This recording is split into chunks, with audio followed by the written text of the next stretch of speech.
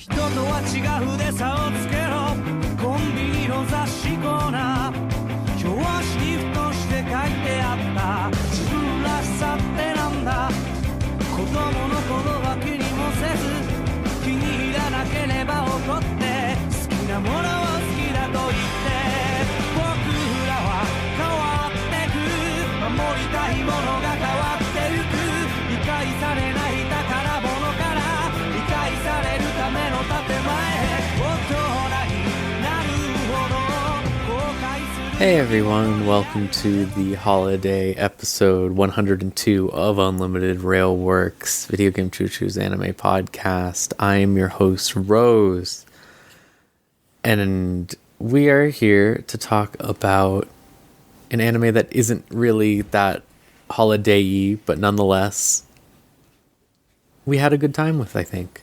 And we'll get to that in a little bit, because first I need to introduce John. Hi everyone, and let me just say, I did tear up a little bit when he looked at the sea again. I did. It's good, you know? It's just a nice, It's really good feeling. It's really good. And Maverick is also here. I am. It's nice to have closure for understanding where a lot of those gifts came from after a while. In that era. Yeah, I had almost completely forgotten how much of how many gifts there were of this series back in the day. Like, it's sort of like, it's in my memory, but it never connected the dots. I mean, I didn't realize it was even, like, I thought it was older, even. Yeah, not, 2014, I believe? Yeah, about that time. We are talking about Barakamon, by the way, which is our anime of the month. It is a Japanese series, if you can believe it. I started to read the Wikipedia verbatim, and I was like, we don't need to say that, but I said it anyway. It's just, this anime comes from a little place known as Japan. A little island in the Pacific. A series of islands, even. This one takes place on the Goto Islands, which is off the coast of Kyushu. I don't know why I said that weird. But yeah, this is about a story about Seishu Honda, who's a calligrapher. And I love learning about calligraphy every time it pops up in anime. I think it's a really interesting thing because it's like, I feel like penmanship has really died out. And I'd never really had an attachment to the ye olde font like they used in Pentiment and stuff recently. I don't like that. But I like calligraphy. I think it's really cool. Yeah, I feel like nowadays the most that you'll see, like the biggest difference, I notice is that as the narrative gets into, Seishu Honda is a professional calligrapher. He literally submits pieces for contests and notoriety and has the focus on calligraphy as an art form. The most I ever see is like, hey, you'll get a really good Etsy page for a nice like calligraphy card around here, which, not to say that that's the end all be all. I'm sure that there are so many other jobs that do take into account this skill, but it feels like, looking at the immediate cultural divergence, in the States at least, the art form has become much more of a hobby that you can then monetize versus something that really has like a dedicated following and format to it. Mm-hmm. Not to get into it later, I really like how this show explores it as an art form here as well. I think this is one of the better. I get really frustrated at a lot of art series, but I did not. I really liked this one. I felt a lot more relatable.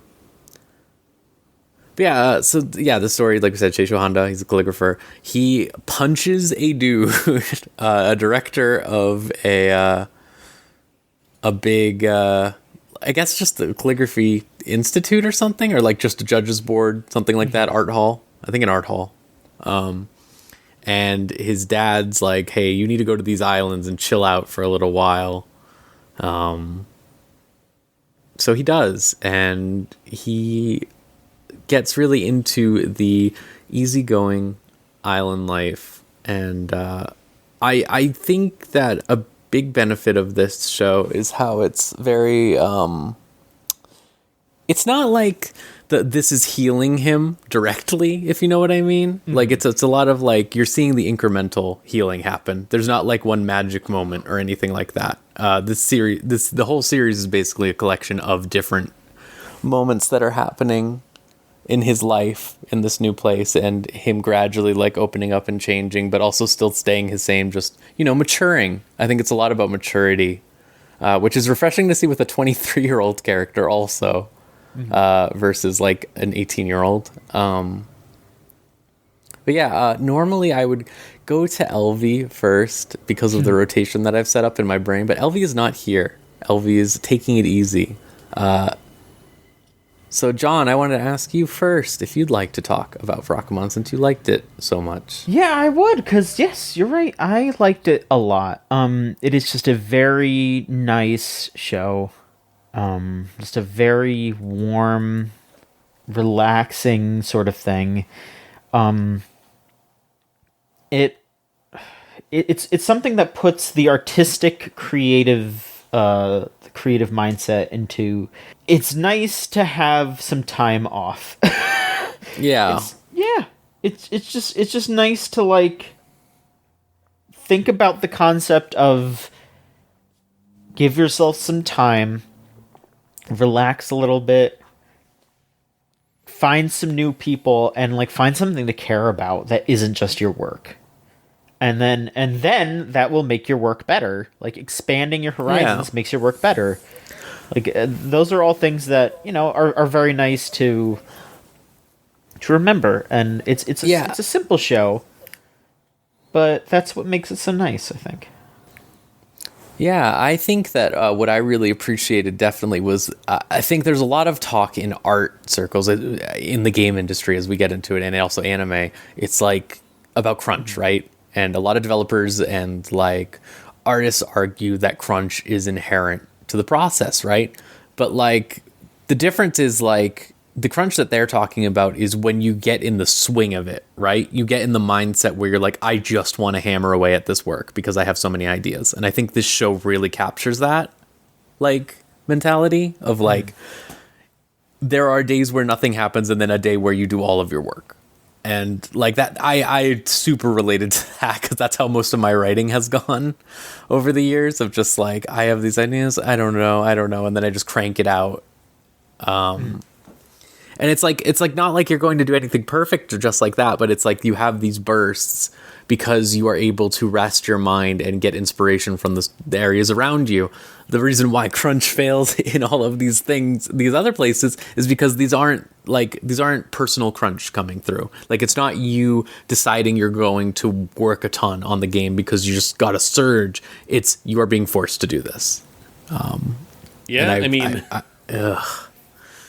It's funny. I realized that in the process, like I had something very similar recently happen where a few friends, these friends I had gone to in the past to help out with specifically, you know, like making videos for a lot of their music, which at the time didn't really have any other like official music videos or whatever. I made a bunch of AMVs is what I'm getting to. And this past week, they're like, oh, hey, you know, we have another like event coming up. Do you think you'd be able to like put one out? And I'm like, you know, let me go through the songs that you have and like see if something came up. And I was like actively trying to think like, God, nothing's coming to me. Nothing is setting out. And, you know, not necessarily if anything, this is a way to say like by being able to at least expand my horizons of what's out there anime wise through the podcast. I was like, all right, wow, actually, let me start messing around with footage for like March Comes In Like a Lion. And it all came out really well by the end of it. But it was just like, you know, the initial force of trying to create art in order to get something done. Like I know plenty of video essayists who have talked about the fact that it's like you try to get in a schedule and then you start to realize, you know, the ideas that you want to create aren't coming out as cleanly as a monthly schedule would allow, or it might result in an uneven level of production, quote unquote production, that you then fear, oh God, the people that are expecting this maybe want something more or something more profound. And that in turn can lead to its own kind of burnout, which is always going to be stressful. Like, I appreciate that the ethos of this show is just the fact that, you can be the most classically trained at whatever it is that you want to do, but the actual essence of your work, that has to come from experience, and that is something that you have to live out. Yeah, and I really like that about this show in general. Just this, you just have to do it, right? You just have to do things, enjoy stuff, figure stuff out, and not just the same thing over and over again. Like, yeah, I like that aspect too, because it's like at the beginning of the show, I gotta admit, I straight up was like, he was so right to punch that old man. Like, I still stand by this at the end of the show. He was right to punch that old man straight up. Because that old man had a right idea. Like, he wants to convey to this kid, like, you are so young, you have so many opportunities in front of you, and you've it just feels like you're stagnating, like you're just stuck on this same idea of just repeating over and over again. And he said it in a bad way, and that's why he deserved to get punched. But no, I'm joking. An old man shouldn't be punched, especially when he's had a cane, as they pointed out near the end. I don't know, it depends. Yeah, it depends. I just think it was that bad, but he definitely needed to be set straight. But yeah, I think it's just been so refreshing to see a show like this where it's I don't know, he doesn't. It's not a complete refutation of the way he is inherently, right? They let him be a little dickhead, Honda. They let him just be a weird tsundere boy for the entire series, and that doesn't really change that much. But I really like the angle of once you realize that not everyone is evil or insane, you can learn a lot more about the human condition and improve yourself, and then that improves every other aspect of your life. In general, that was my big fear with the series, was that it was going to be the mystical powers of the ocean or whatever. That a lot of stuff remember the fucking aquarium anime I watched, where they were just the aquarium, you see ghosts and it's magic or whatever. But this is just incredibly down earth, incredibly very. There's bits for sure, but it is very human dialogue that they exchange, I think. There's just this real sense that these are people having conversations. These are people that actually like each other also. Even though everyone's kind of a little everyone has their downsides or whatever, but it's it doesn't blow up into some huge drama ever in this show. I think people communicate in a way that's really good, and you don't really see much in this genre. It's this genuinely lovely sense of community. That everyone knows each other, and everyone is just open about what they need, what they want, what they understand, and what they don't understand. And there's a huge section of the show that is very much it takes a village to raise a child, but it's not just one child, and it's not just a handful of people in the village. It is just everyone joining together and interacting with each other and getting to know each other and genuinely caring. There is just such a genuine amount of respect and love between everyone in this show. And Honda definitely starts off with this, I just want to live here and I don't want to have to put up with any of this. But he gets this genuine care from everyone in the town, and it's not it's not even we find you interesting, we want you to do stuff for us. It's just hey, you're someone who lives here. That means that we care about you, and we would like it if you cared about us too. And slowly he opens up his shell, and he begins to care about everyone there, and it's lovely. It's just a lovely show that it makes you like love humanity a little bit more. You know, you just watch it, and you just think about like, yeah, there's so many people out there that are totally like that. Yeah.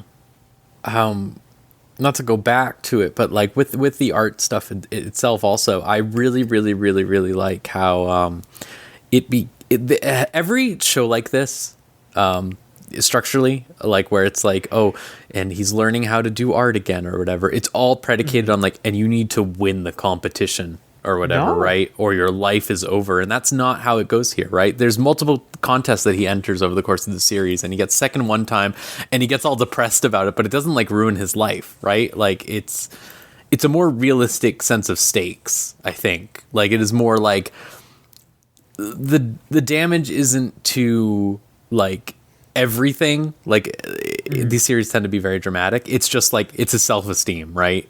But he's building up his self-esteem, so it becomes better and better, and then he can cope with it. Because it's like I think a lot of it is like, I have this problem with AAA game devs, right? I've complained about it with the way that the God of War director talks a lot of like, you get stuck in this bubble where you're like, we need to get a 9.5 out of 10 or whatever, or we need to get a 10 out of 10 or our game is worthless. And it's because they're just inside of that bubble where marketing people are telling them over and over again, or their peers who are all like the top of the top or whatever are all going off about like, yeah, I made this, I did this or whatever like that. And it just completely warps your perception of the world. And I think like having all these characters around him be like, I think it's amazing that you can do like even your calligraphy that got insulted by that old man. I think that's amazing to me. Like that's incredible that you have this ability to do this. Just that sort of like real like love of just you said it, like the human condition, like just people, like this idea that like it's fine to not be the ultimate at everything. Like not everything has to be about you being the ultimate guy of all time. Like you're always going to be the ultimate guy to someone. And I really like that with the show a lot. I think it's really nice. Absolutely. I mean, yeah, you know, like when he gets like he places worse in a different competition later on in the show, and he's able to handle it 100% better than when he places second, you know? Because he's able to see the worth of what he did by itself instead of comparing it to what others did. This is something that I made. You know, I made it as an expression for myself, and if others don't see that it's this wonderful, magnificent opus, that's fine, because I still think it's worth it. And the people that I care about like it. So that's fine. And yeah, that's a beautiful thing. And you know, like it's still not counted as a bad thing, you know? Like it was still recognized as good. So yeah, this is definitely a show about lowering your guard a bit and getting a little bit of confidence in your work, in yourself, without having to constantly judge yourself according to your peers. And it's not that those fears are necessarily like, I would say, you know, unfounded, because I think it goes both ways, where it is also open about the fact that like, oh yeah, no, you are a professional artist, you know. Yes, we can talk about the competitions and stuff, but we worry about that because in the world of art as commodity, that does have, you know, at least some sway over what's going on. Because one of the characters that comes by, God, what is it? Later on in the show, Honda gets visited by his curator, who is also like his best friend from high school, and brings along the kid that won first place in that competition that he did not take very well. And the kid is obsessed with him. He's showing off all the magazine clippings that he has from Honda's like up and coming days. And while he's getting so like embarrassed by all of it, it's still this like the recognition of like, yeah, you know, when you are like bred for the industry and actively having to do stuff alongside it, there's a line of thought that comes up as a result, and it really can be I don't know, it can give you that sense of, this is the most important thing in the world right now, where there's such a certain level of gravity to what I do that, of course, I'm gonna like talk big or whatever. And the like I would say, like, at no point is that given a particular like backseat. Like, the climax of it all is being able to say, hey, I have something for submission. I do have something that I want to try out, but I'm also kind of nervous in terms of like actively making that big structural change. Like, I don't know, it makes me think again, like, about a lot of these particular ways in which artistry has been commodified and has needed to be marketed, not just for like the way that the current like industry works, but for those individuals to actually profit off of what they create. Like, I remember most recently I had seen some video about Maroon 5, of all people. Their discography being one where you can see Adam Levine in interviews at that time talk about the fact that, like, the third album is the one that solidifies things, that lets you know it wasn't a fluke, that lets you know that what you have going is going to be something that can actually be sustainable. And it does less than stellar. And so the next move is, all right, become the machine itself. And it gets us to where we are today when it comes to the mere mention of the guy, which, yeah, it is an unfortunate reality for some folks, but also, like, being an artist right now is tough. I do not, being in any sort of, like, non-salary work is difficult, and especially when it comes to a vocation that is, like, I would say, very much a part of the individual that is taking it up. Because, yeah, you feel everything about that. And to take those moments where it's not the only thing in the world, those do become more important. Like, those moments of just being able to say, it's not just me, the artist, but it's just me, the person that is living and breathing all this in. And then that reflects back into my art.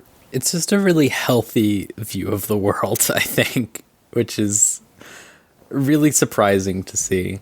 Like, because it's really easy to be nihilistic about art, right, in general. Like, it's really easy to be nihilistic about that and also people. And it's... I realize this is from, like, 10 years ago or whatever, but still, like, I do wish that there could be more works like this, but maybe not directly, like, you don't have to send him to a magic island or whatever. It's not a magic island, it's a normal island, but you know what I mean. Like, you don't have to send them to a small town to extol the small town virtues. I think there's plenty of that can be found, like, around you, but like I totally understand where the dynamicism of, like, wanting to express the difference between a city and that. But my other thought would be, two thoughts really. Like, similarly, I would feel Silver Spoon gets to this idea where it's just like, sometimes, like, the environment that you're in is so ingrained to the way that you're thinking about stuff that finding an excuse to get out of that environment is that first step for a lot of folks. Being able, not just a full-on vacation, but even just like, what if I did relocate? What if I did just have another spot to go to just so that I broke up the routine of it all? And, like, there's a truth there.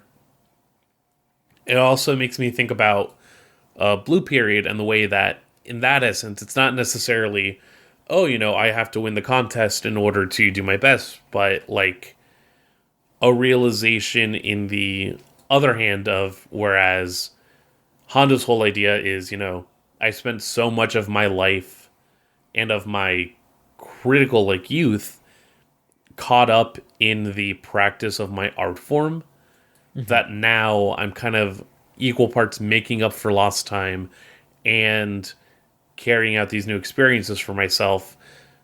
There's sort of like the inverse happening where, the main character for Blue Period is often at a point where it's like, or was in this moment of like, I could coast by and do whatever I want to, but if I'm feeling serious about this thing, that I think I genuinely do love, I need to really go through the process and give it my all, and that will probably mean, to an extent, sacrificing a bit of myself. Now that I think about it, it is also something that comes up in fucking The Fablemans, fantastic scene of just this person talking about art and how it isn't just like, oh, it's lovely, it's wonderful, but it's like, it will break you, it will tear you, it'll do all these things. Barakamon is at least still optimistic about that, where even with the breaking and even with the ways in which you will feel about your art, there will at least be people who notice it and will be by your side because of the fact that your ability to tap into something so personal will affect other people, regardless of the intent to do so. Yeah. We're making this sound like a much more serious show than it is. It's all jokes. I was going to say, so this is all jokes. Like, there's Naru, the little kid is always fucking around, jumping around and all that stuff. Like, this show is not as serious. Like, the things we are talking about are definitely, probably 20 minutes of runtime out of the whole series. Because the rest of it is a lot of just, like I said, it's that incremental healing, right? It is that incremental, getting to know these people, doing things with them, etc. There's no big bombast. I think one of my favorite episodes was the one where Honda goes to the cemetery with Naru or whatever, and just it's like, oh yeah, right, Naru's parents are probably dead because I never see them. So this is their grave or whatever, and just they don't make a big deal out of it, he's just there and hanging out with her, and then they do some other stuff. I think that's the main thing with the show again. It's never a big deal. It's never the whole episode isn't focused on one thing ever. There's always just so much stuff going on because there's a bunch of people here and a bunch of people want to do different things, and it's not it has to be super serious all the time. I think the most insane character in the show is Tama, the Fujoshi. Oh yeah, of course. Who is okay? So I said she's the most insane. I think her friend Miwa is actually more insane. I think Miwa is a criminal. Mia's a straight freak up in her own right. Yeah, Miwa is disturbing. I really like how almost all of the problems on the island can be traced back to them consistently every single time. Whether there's just some shit you find in the woods, or something's been destroyed, or oh, there's children who are upset. All of these are caused by those two consistently. Just nightmare people, nightmare children. I was trying to think of some other. I think it's insane how Tama's brother Aki is normal, the most normal man you've ever seen in your life. He's extremely normal, and it rules just because he just becomes the conduit between all the adults and everything. Because if anyone needs to use the phone, then they go through him, and he's just here, I'll make sure that the message gets to you in a normal fashion that isn't just the kids yelling at each other. The energy he has is of in a good world, when a family realizes that the one kid who knows how to use the computer is actually their most valuable asset, and treat them well correspondingly almost, but it's for the entire city. Yeah. It's just I just everyone's always oh, he's such a nice kid, we love him, and it's just that's it. He can just exist like that, He doesn't have to have an arc or anything. He can just chill out. There's not really arcs in this show, I think, is the thing I really like about it. Each episode just feels like another day happening, or here's what happened when it was the summer festival or whatever, stuff like that. Just it's nice. It's just a nice feeling show. I think every single old person on this island is more insane, which explains why all the children are insane. Because we mostly see most of the children, old. But that's true. But even the middle-aged people are I love. Oh my god, why can't I think of his name right now? Blonde boy. It's fucking Kido, right? Think so. Hiro Kido. Yeah, Hiroshi Kido. Yeah, Hiro is also a normal man, but it's his mom being like, oh, I'm so happy to have this like needy baby, the main character or whatever, this needy baby that needs me to make him food or whatever. Like, I was like, you know what? That's legit. This woman is real. Sometimes you just need to cook for someone. But the fucking, yeah, I don't know. It's just a good show. I struggle to capture all my aspects. It's just nice. You don't have to, it's one of those nice things where it's like, you don't have to think about it too much. You don't have to like overanalyze character motivations or anything, or like give credit where it hasn't earned it or anything like that. It is just like, it is what it is. And it's a nice little thing. Mm-hmm. It's very cute. It makes me It happy. is very cute. Naru is so cute. We had talked about this, but like in Japanese, she is voiced by an actual child. Mm-hmm. And you can really tell because there's that delivery consistently of just like, ah. Also Naru is like a real child.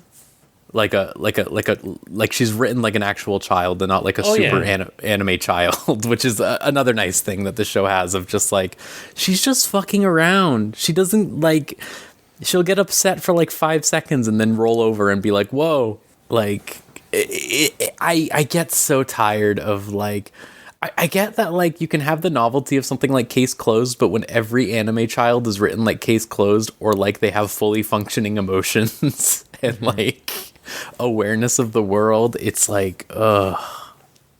It treads into like woke child territory. Yeah, like literally, like exactly. That's the problem I have consistently. Whereas here we have like a characters like oh my god, what can't I think of her? The little tiny baby child who's always crying. The one that's constantly crying, yeah. Hina, that's it. Hina's always crying, and that's just real. That is what some children are just like, you know? I think, like, there's just this real, like, bullheadedness to all the children that really reflects, like, that is what children are like. They're very, you know, they'll bounce back. They will, like, they don't have complex plans. Yeah, there's a moment where like Hina's crying over something, and then like they're all like kind of freaking out, like, oh no, why is she crying? And then like Miwa has to be like, no, just or it's someone I forget exactly who, but someone's like telling the main character like, no, you can't yell at her to get the information out. If you just let her cry for like a minute, it'll get out of her system, and then she'll talk to you. So, like... Yeah, it's just, like, that's just how kids are. You have to treat them differently to adults. And, like, there's another part where, like, yeah, the main character's, like walking around, like, deep in thought, and he's, like, he's thinking to himself, but then he's just like, I don't know what I should do. Like, Naru, what do you think I should do? And she's just like, I don't care, I just want to play. And it's like, yeah, that's what kids are. But then at the same time, that is still like valuable advice to him, because him just letting go for a little bit and like, you know, relaxing his shoulders and unclenching his jaw makes him able to put things into perspective, and he's able to actually figure out what he wants to do next. Yeah. I also really liked Honda's parents a lot. Yes. I love them both. I really liked, I think earlier they had established beforehand of like, oh, like he's like, oh, my dad's my dad hates me or whatever. He's a mean old man or whatever. And then like Kawafuji's like, really? You really think that? Like your dad is like a helicopter dad who's like obsessed with you being okay all the time. And then like when you finally get to see them in like episode 11, you're like, oh yeah, his dad's like exactly like him, of just like, but he's there to drive the director back home or whatever, and he's just like, I'm or whatever, he's fucking around in the car. But it's just the mom is literally just exactly like him, like straight up just like freaking out all the time. It was nice to see that sort of characterization also, because again, it's like I feel like this manga writer had like a really good idea in their head of like, what is the most boring fucking trope in art fiction. like when you're discussing art stuff, and they were like, we are going to circumvent all of these. Like, Yeah. the dad drama isn't real. Like, it's just him being like silly. It's like this director, the issue with the director isn't even that big of a deal. Like, it's not a world ender again. Like, it's just like really fresh, it's a fresh little thing. And I really like that about it. Doesn't feel like there's much like it. And I feel like that's a bad thing, instead of like being like, I'm glad there are things like this. I'm like, no, everything should be like this, sort of. Or at the very least, a lot more should be like this. Yeah, like it.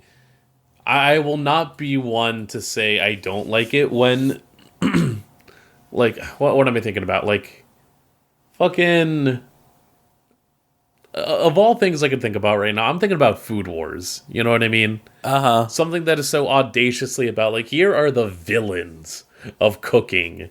The fuckers that want to take you down and will, like, take everything from you if they can.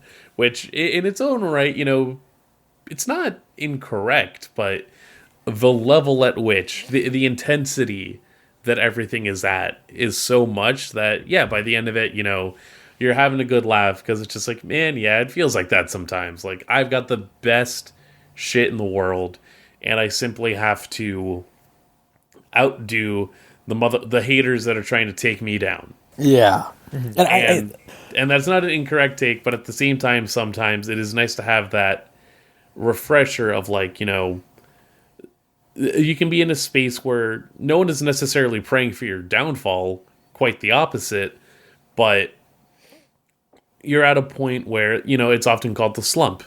It's that moment where, like, there has to be some shift, some sort of change, either internally, externally, what have you, in order for progress to come through. And it can be so difficult to articulate sometimes, because it may not be just one, you know, it's not always that one enemy, that one rival. It is a collection of just multiple things, feelings, right down to just like, am I feeling okay enough today to do the things that I want to do? And that's just living life, and no one wants to live life in media, understandably so. But the things that are able to, you know, take them on and be like, yeah, you know, let's observe this from that, you know, not slowed down, because, again, hilarious show. The fucking metal detector bit. That was great. Airport. Understanding the true joy of just getting, like, that, the joy of tricking people, the joy of trick theory. But, you know, humanity only evolved because we learned how to trick other animals. Mm-hmm. And that is an innate part of who we are as a species. But no, it's able to say, like, you know, laugh at yourself a little bit, have some fun with what you're doing, because that allows for everything else to come through. And who else will teach you that than, you know, the people that by design and, you know, hopefully more often than not, should be in that stage to not care about anything at all. Like, I appreciate that with Hiro as, like, the oldest of, like, the kid group. Like, with Hiroshi as, like, the oldest of that kid group, you know, graduating high school soon, he is having to think from that grander scale of, like, oh god, you know, am I going to move out of town? Am I going to do whatever? Damoko and Miwa both being, like, middle schoolers, yeah, they haven't had to worry about that yet, but then some of the stuff is piling on, and it is Naru and her gang of dipshits that are the ones that really do, like, they have the least to worry about, but then that also is the most refreshing aspect for, like, everybody in the village to sort of just, like, have a center point back to. And not to go back to you talking about the evil chefs and stuff in Food Wars and stuff like that, but that was something I really liked about here to also, of just, like, when fucking Kosuke shows up, that little high schooler who, like, idolizes him. It's such a, like, yeah, he's a dickhead, but he's not evil. He's just a kid. Like, he's just a teenager who thinks he knows better because he's, like, he won once, right? So he's like, oh, I'm a genius now. Won once, but then is also still like, oh my god, it'd be an honor to be with this person. And yeah, like he still idolizes him, and he likes it, and like his frustration's coming from like the classical like artist response that artists are afraid of, right? Of like, why aren't you just making the same thing over and over again when you don't want to?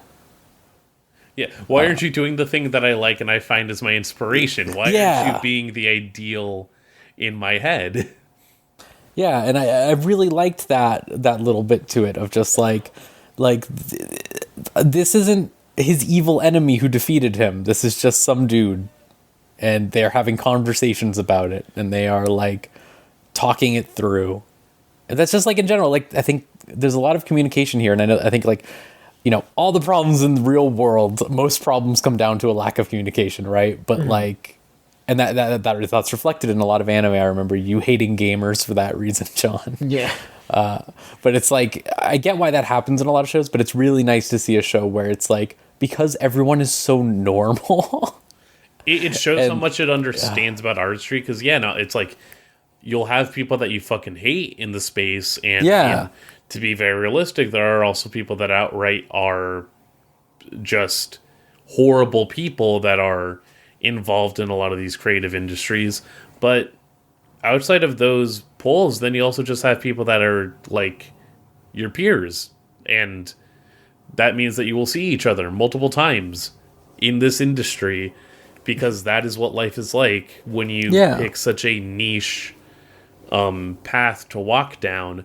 And you know, it's not necessarily they have to be like best of friends, but if there's no reason to have beef, then you will often find yourselves in those similar spots. And like, it was really nice to have that recognition of just like, we are like a few years apart, but also at very particular stages in our life.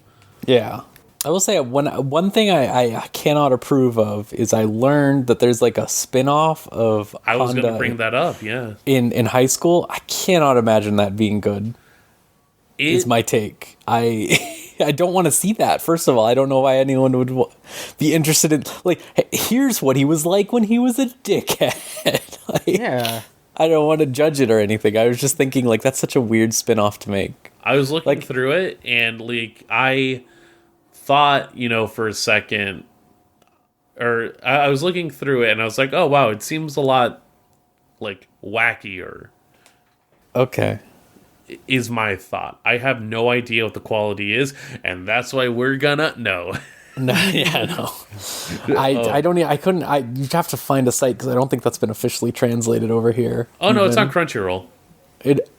Wait, the spin-off? Yeah, Honda-kun. It got an anime? Yeah. Oh, I did not know that. Okay, weird. Damn. And that's why we're Oh, no, okay. No, I would have to go seek that on my own. That makes more sense now. I was like, what? No, okay. I thought that was really weird. Because like, I feel like if you're gonna make a spin-off of that, if I was making a spin-off of that, okay, I get that fundamentally. I'm not gonna sugarcoat it. I think the mangaka loves yaoi. I think the mangaka. I'm sorry, you have a mangaka that has a Fujoshi character, and you think that they love yaoi? I don't think I follow that train of thought. Yeah. See, here's the thing. If it was just Tama, I would be like, all right, sure. You can make that sort of character in this. But when they have him tying those boys up and his mom comes in and starts crying, that's a little... I can't believe the island turned my son gay. Like, literally, that is like what the final episode is. Like, half of the final episode is just that damn island turned my son gay. Well, yeah, like, I get that, but I feel like I would make a Naru manga or something. Oh, yeah. Naru's like, just like a 4-koma. I mean, I figure the thing that would have, like, maybe stopped the mangaka was the fact that Anyotsuba exists. That's true, and it would just be Yotsuba, I guess, like that, but... Like, not entirely, but it's hard. It's hard to break that space, yeah, and not just... You don't just want to be thought of as worse Yotsuba, I guess. Yeah, or not even, like, worse Yotsuba. Like, just, Yotsuba-like. Yeah. Which can be rough. Especially when, I would say, both are stellar... Yeah, like, both are stellar characters, but for their own reasons. Multiple depictions of, being a second grader. All right, is there anything else we want to talk about, or do we just want to move on now? I was going to say, Rose, did you watch this subbed or dubbed? I watched this subbed. You watched it dubbed, right? I think. I flip-flop between the two, but then I know John watched the dub. Yeah, I just watched you the did, dub. John? Yeah, it was fun. It was good. Yeah, like I think it captured the casualness of the conversations very well. All right. I'm glad to hear that. I really liked the Japanese dub. I need to figure out who Honda was while I'm searching. But like I said, the children all seemed to be voiced by children. And I think like that really did make a big difference of just like like it really helps, like, not only that the children are written like children, but also just hearing them like talk like that and like trail off at the end of their sentences and stuff, or just like yell for no reason and stuff like that. Like, it really feels a lot more natural. Let's see what is fucking... Who are you? Daisuke Ono is fucking Honda, which is like just every fucking pretty boy you can imagine. And I just love seeing horrible pretty boy. But like in this setting, it's really good because it's like he's just, he's still nice. He still wants to be a good person. He's just like insane in his brain. Right. I was surprised with how fluid the dub dialogue was at points. Like, it was just like... That's good to hear. So seamless in the way that it got set up. And yeah, I think part of it is the fact that for the most part, when you have kids working with like a Japanese script, that works out better, if only because say you in their toolkits are trained with a very particular set of kid voices, and those can be hard to sell. Or like sometimes, like if you're not going for a particular archetype, you do want more of a... If the alternative is to just like put kids into the show, I think it works. It works out. The dub, it didn't feel like it suffered for not having child actors on. It at least was like, okay, we know what we want the script to sound like, and we at least have the confidence in our actors to be able to like lean into that, if only because that is something like it's more so, a levity to it all. A levity that really worked out. Yeah, that's good. I'm always glad, because I feel like that's the number one problem with dubs is just so stilted. Just everything is always so stilted, like, because they're not recorded in the same room.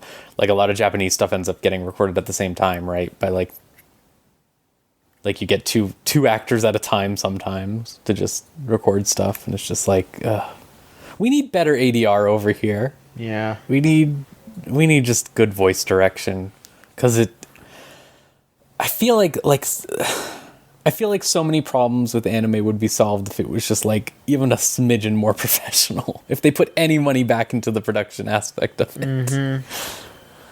I mean, you'd want to put the money in, but then it's also the fact that you want to dodge union costs, or you want to where it stands right now, you can get a solid performance out of somebody remote, but it might be a case where like you insist that someone has to be in the studio, and I don't know, for some people that's a non-negotiable. And yeah, like ADR direction, I think, is the key. Being able to set things up in a way so that you're able to keep the consistency of the live room, even if it's just like, having people on the same call, but just recording that audio as separate tracks.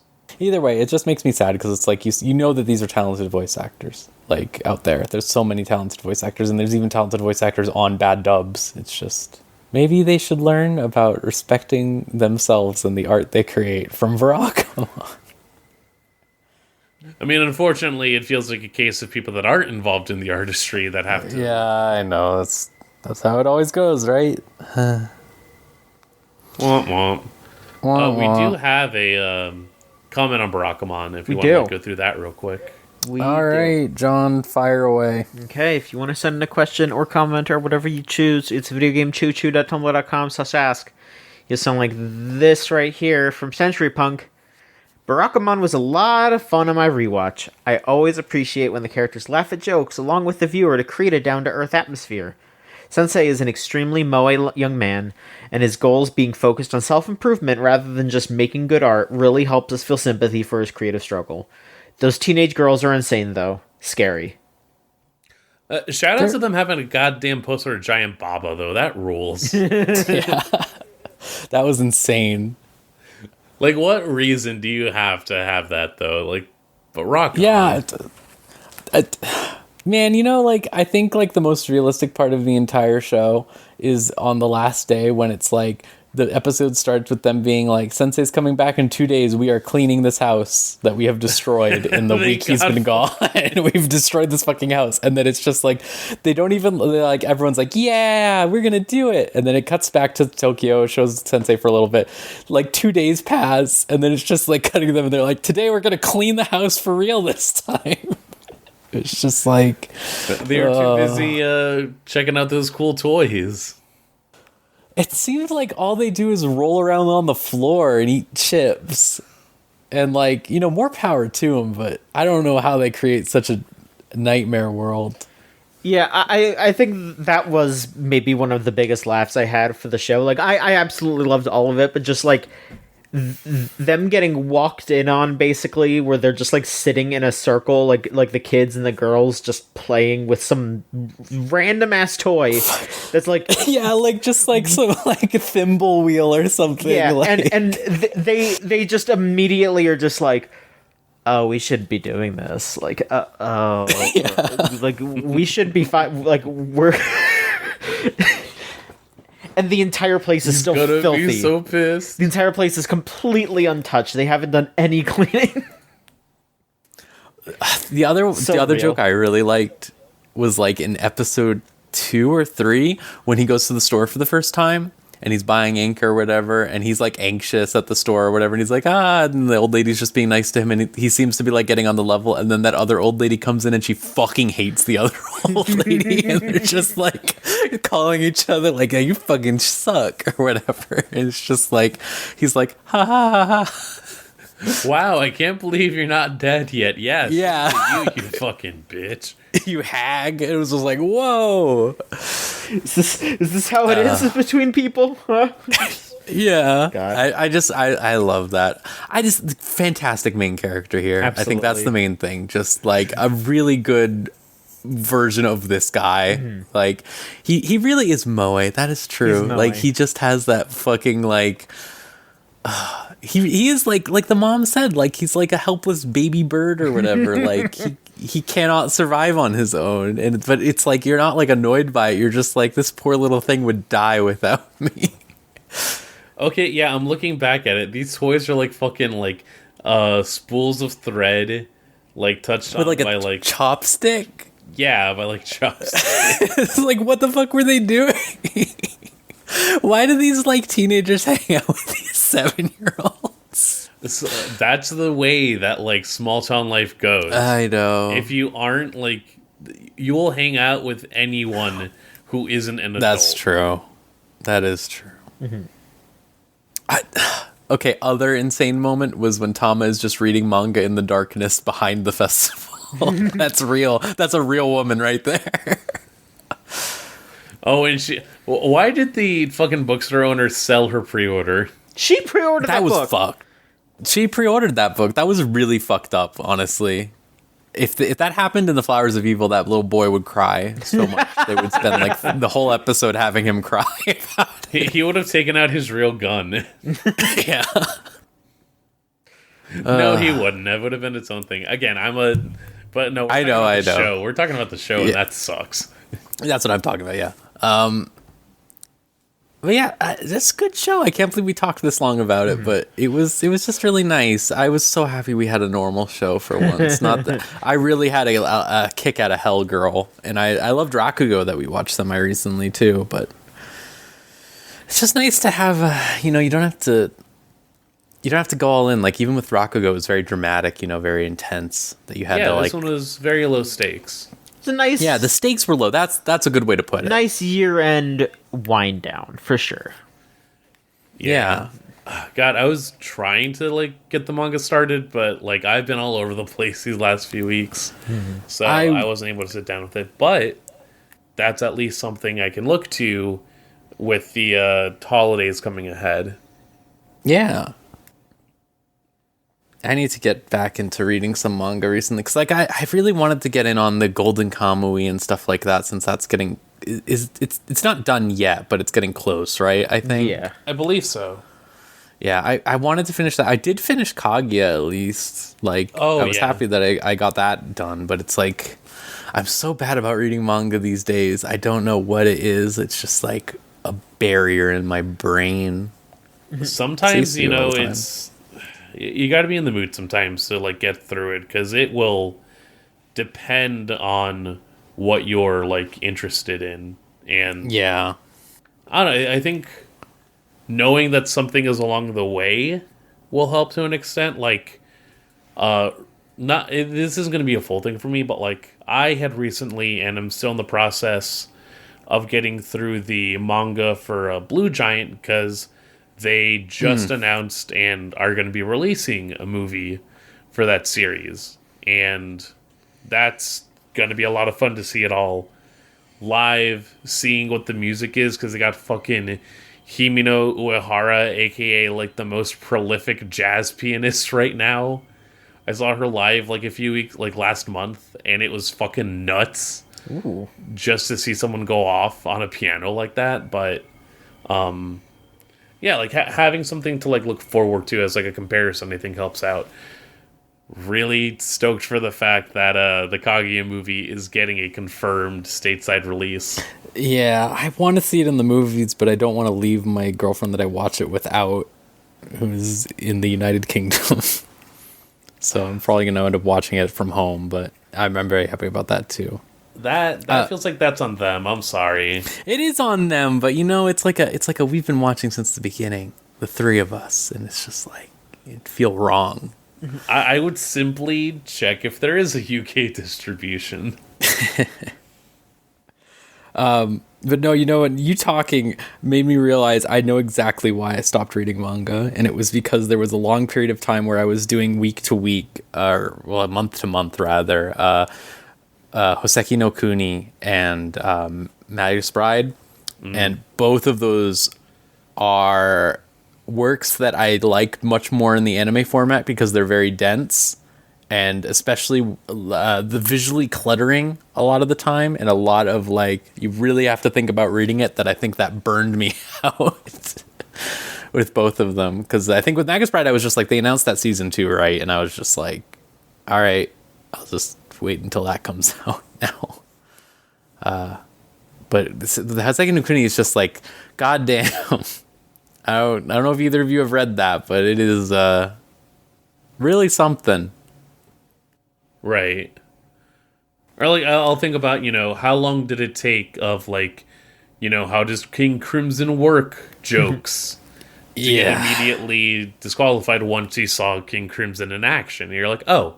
Yeah, I understand it now. That's definitely the problem here that I have with a lot of stuff. But it's because it's when there is a well-structured manga, like Chainsaw Man, right? I read Chainsaw Man in a day because it was just this is easy to read because it's being presented in a format, and there's a lot of attention being paid to the paneling and stuff like that. It's a similar thing where I think I have probably mentioned this before, but Hergé, the creator of The Adventures of Tintin, when you see the way he constructs his comics, there is a very particular attention where basically he's creating storyboards, every single panel like flows into the other. You understand the movement, the flow. It's like you're reading a movie, pretty much. And I like Fujimoto to an extent does something very similar. Some stuff kind of gets muddled. Like earlier today, we were discussing this recent chapter, and there was like something that came up where a particular action from a character, not even like in a spoiler way, just like I'm getting kind of confused if I can understand who's talking or not. Like, is this the same person or is it somebody else? And I think someone put together that like a character is doing this bit where like he'll take his hat off when he's introducing himself to somebody and then put it back on, but then take it back off to like sort of like go to a point. Like the hat has become its own like character at that point of just like, oh no, I have to do these each time when I want to like feel smart in the room. And so that added an extra layer of like, of course this motherfucker would exist in a manga like Chainsaw. Like a guy whose bit is doing like an idle animation every time that he has to like address the group. Yeah, of course he exists here, but it can be a little bit difficult to portray when it's just like static movement and static images. Yeah. I'm glad at least it's a lot more easy to find shit like the Shonen Jump app and stuff. I just wish the Shonen Jump app wasn't like it's all just whatever's in Shonen Jump. Right. It's like that's very limiting. It's expansive, don't get me wrong. That is a lot, but and you don't want the answer to be, "Oh man, I can't wait for Shonen Jump to get more material." Yeah. All right. Normal show now. Normal show. Normal. All right, boys. Which of your weekly animes would you like to talk about? Would you like to talk about Chainsaw Man? I know that they just put that little creature in today. You have to be a little bit more specific because there's a couple. The angel character. Oh yeah. Yes. People are so like on their rocks about Angel Demon, and granted, this might be me realizing I forget a lot of early Chainsaw Man than I thought, or slash most of it. The stuff that will be there for like season 2 when they get there, that I remember for the most part. But yeah, like the end of Katana Demon stuff, some stuff was like they introduced all the fiends. Like you got Shark Demon, you got Violence Fiend, you got Spider Demon. Yeah, you got the new crew. Yeah. I forgot that Future Demon was so like animated. I was catching up from last week today, so. But yeah, like his whole bit is he's just like, the future is cool, man. He loves to see the future, even if it sucks, because he's just checking it out, and he thinks it's cool that it's coming up. Yeah. It's coming up. No, I was hopeful for that he would be cool in the anime, because he's in the damn opening popping off. It's great. So. It's great. Yeah. It rocked. Okay, no, I double checked it, and yeah, like this character that I was mentioning before in part 2, his whole bit is like when he's like, and I am the student council president, blah, blah, blah, blah, blah, blah. He will take off his hat and like salute, and then put it back on. But then when he introduces his name again, he's saluting with the hat off. Good. This fucking idiot. So I was going to ask you one thing, which I'm only on like episode 4 of this show. I mean, it didn't really matter because, again, I've read it, but I'm waiting on someone. So how is the pacing, do you think? Do you think it's good? Do you think it's good that it's being paced like this? Because I've seen some people be like, damn, they're going to need multiple seasons of this. I mean, was there anyone that believed this could have been done in one core? No, I don't even mean that. I think like some people were thinking that maybe they could fit it all into like 2 seasons in a movie or something. And I think that was possible at one point, but I don't think that's likely now from what I've heard. I think it's a lot more likely they'll do like 3 seasons, 4, maybe. I mean, Because if you're saying they're just getting to when Angel's introduced, that's only like a quarter of the way through the manga, isn't it, or something? I mean, maybe it's like a third. Maybe. Like, I can definitely believe that the end of Katana Man is going to come next week. Yeah. And that's where we'll pause. Mm-hmm. Like, there are multiple arcs left to go, but also, like, you know, let me see. Like, I'm just going to get an idea, because the pacing of everything is the key part, and it hasn't felt like they're just, like, speeding through anything. So in the manga, it's like chapters 23 through 39. And so next, after that, will be like chapter 40 of, at this time, you know, 100 and something. Yeah, part 1 ended on like episode, our chapter 100, I think, right? I think. Something like that, yeah. Yeah. So it's like, I guess it's not that bad. I'm just worried that, like, with Mappa being the people doing this, that it's going to be like, Chainsaw Man will finish in 2030. Like, we will see the last, like, I don't know, it won't be that bad. It'll be like 2026. Last season, but part still, 4. Chapter 97. It ended in chapter 97, part 1. Okay. And okay. There are, according to the way that, like, the wiki is wanting to, like, set it up, there's, like, 4 arcs left. And we have gone through, like, 3. Yeah, I wouldn't be surprised if I would not be too crazy surprised if it wasn't just another season for this part, honestly. Like, if it's not, sure. You know, like, again, it's, like, I could take it either way, but I think it's been very well paced so far. Okay, that's what I was expecting, because it's just like, I feel like a lot of people have been thrown off by this idea of the mimetic Chainsaw Man pacing, you know, that it's like weird. But like, from what little I've seen, I really like, I still think, I love the soundtrack for the show, to be clear, but I still think the soundtrack choice is like fucking insane for what I would have envisioned in my mind reading Chainsaw Man. Yeah. It's still very good. But it does have a bit of a different vibe, but I think it's a good vibe. I genuinely really like what I've seen of their changes and like adaptations and stuff. Mm-hmm. It does remove a bit of the goofiness from it, but it's not like it's like sanitizing it, you know? Like, it's just like, we are structuring this in a way where it's like, you have to tell the story of a manga differently. Like, just inherently. And you communicate a lot more through like goofy lines that are said like over and over again. That doesn't exactly translate well when it's like you have a dude, like if Denji was just talking nonstop like he does in the manga here, I think it would be a worse show. So I get why they made some changes to that. But I'm glad to see that you both like that.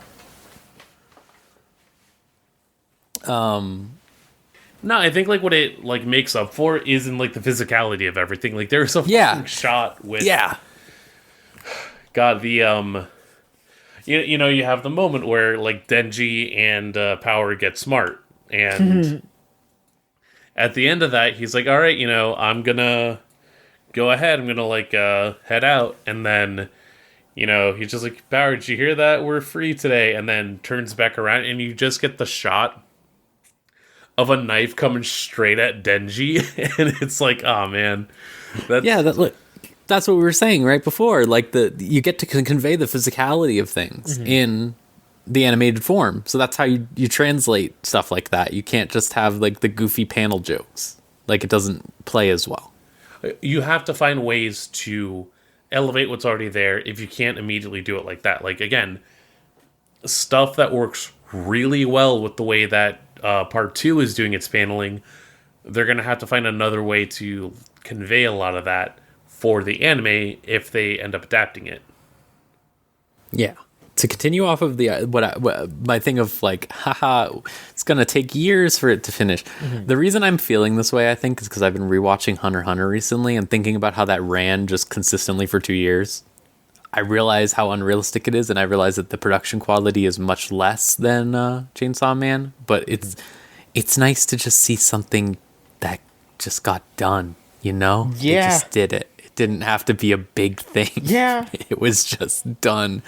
And that's how I've been feeling about a lot of stuff like that recently, of just like, goddamn, why is the new Gundam going to be gone for months after it just started building setup, you know? Like, it's just going to be gone now. Like, why did Birdie Wing end halfway through an arc and then we just have to wait? I know that all comes back to the production cycles and everything and the nightmare of the anime industry, but goddamn, I just having to be like, you really have to hope and pray for a season 2 these days is what it feels like to happen in any reasonable amount of time, especially. Like, Jujutsu Kaisen season 2 is happening next year at some point. I think they just had the trailer. I think next month. No, next month. Oh, it is next month. Cool. Okay, I'll double check it, but so that's only like a year and a half off. But that's still a year and a half off. I feel like, you know, part of it is that, you know, you have the classic Gintama explanation of how anime handles filler, where that in itself worked off a very particular, you know, idea of, okay, now that the mangas are popular, we're going to get started on that series. We're going to go ahead and start adapting all of it so it's good to go, and we'll just have that weekly until there's no more to adapt. But then if the manga's still not finished, you need to find a way to, like, even out from there. So you'll either, like, you know, do FMA 2004, 2003, and create your own ending, or add filler, wait for the manga to catch up, and cycle that out. I think the use of seasons was at least the core season cycle was a good idea, and I think it still works in being able to say, you know, if we have a chance to present this series and at least offer a, like, potential setup on it, if we don't know that there is a guaranteed, like, season 2 or season 3, then hey, let's do that. But yeah, I think now it's just more so anime grappling with being in the level of, like, not syndication, but just like a creation process where you do have to plan a little bit more in advance, but at the same time, there are still series that are actively, like, creating stuff the week of in order to get to the next episode. It's like a weird fusion of the worst parts of two different systems. Yeah. Oh, but Hunter Adventures is getting a second one. Sorry, I was looking at the chart real quick. Tokyo Revenge. Oh God, I heard how that ended. Did not. Okay, I won't say a damn thing. All I know is I think the general consensus has been, man, this is kind of stupid. It's a pretty fucking bad ending. I'll say that much. I only have the vaguest knowledge of the show, but I had a friend basically explain it to me in layman's terms or whatever. Like here's how you would understand it if this happened in this other work or whatever. And I was like, holy shit. Okay.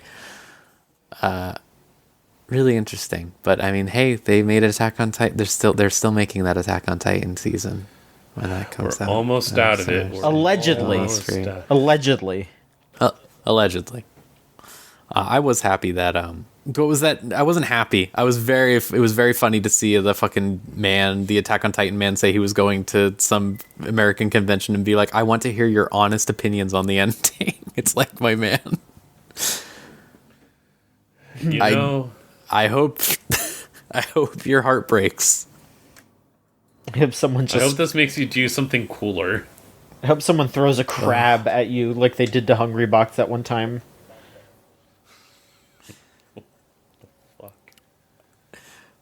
But yeah, some sidetracked.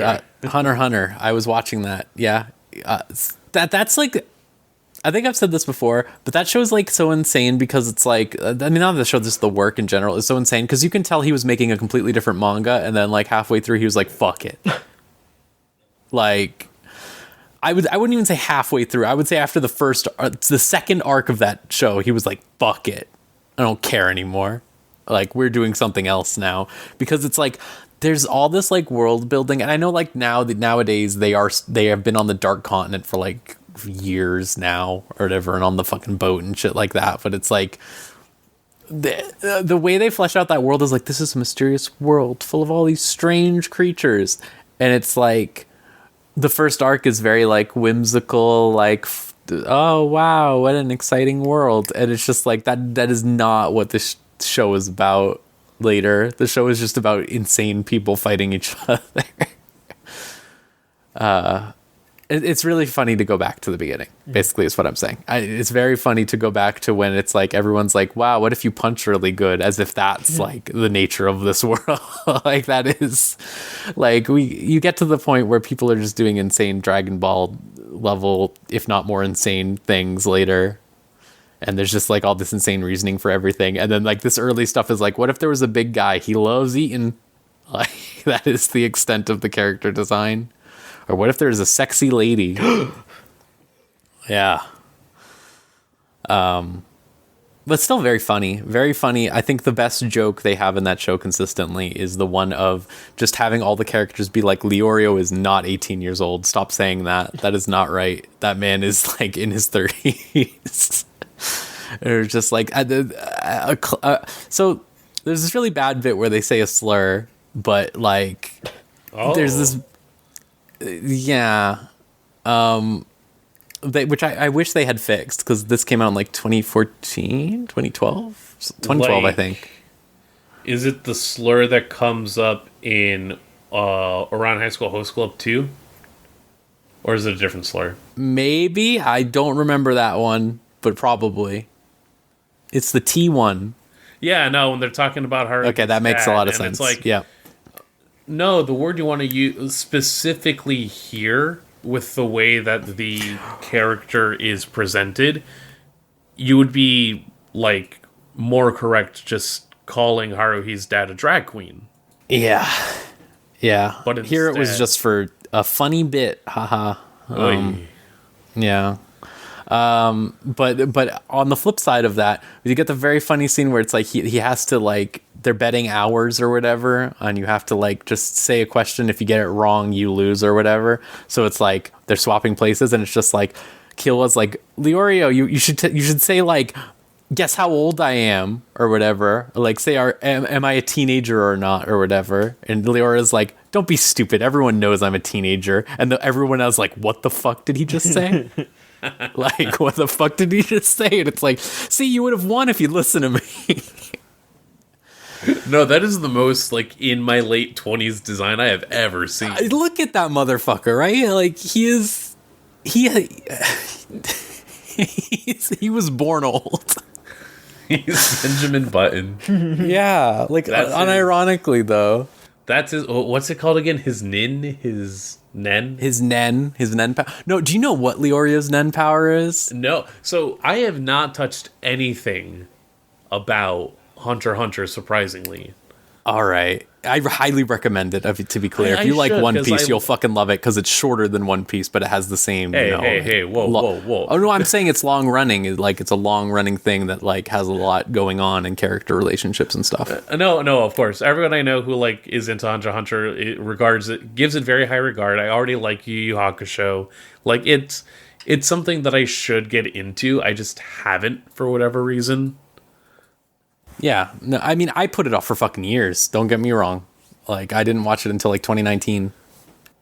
Right. And so, yeah, it's just like... But it's really fucking good, is the thing. Yep.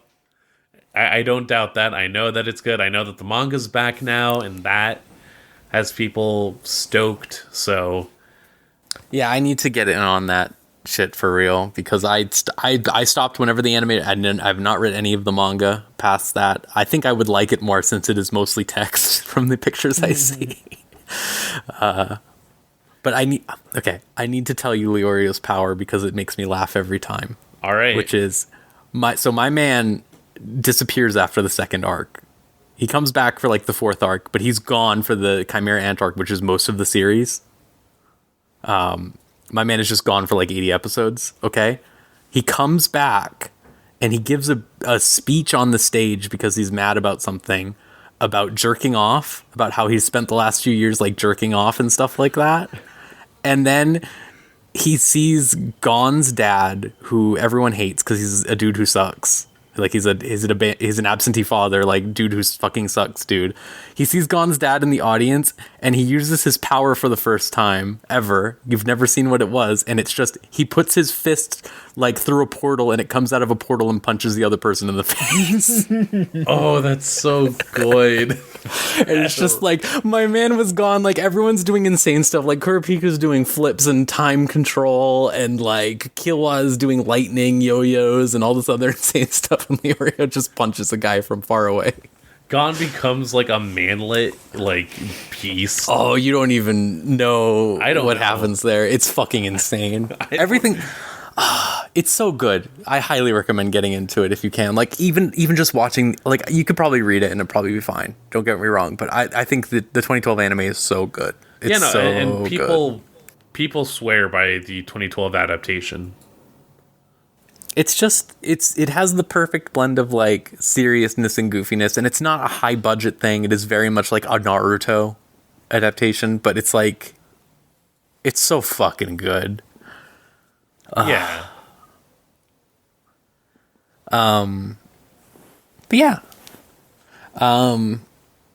Has Mob finished yet? It is on. No, tomorrow. Okay, it's on. Yeah, it's on the Tomorrow's last the episode. end. Yes. Oh boy. It's fucking crazy. It is off the shits, but it's really good. The last arc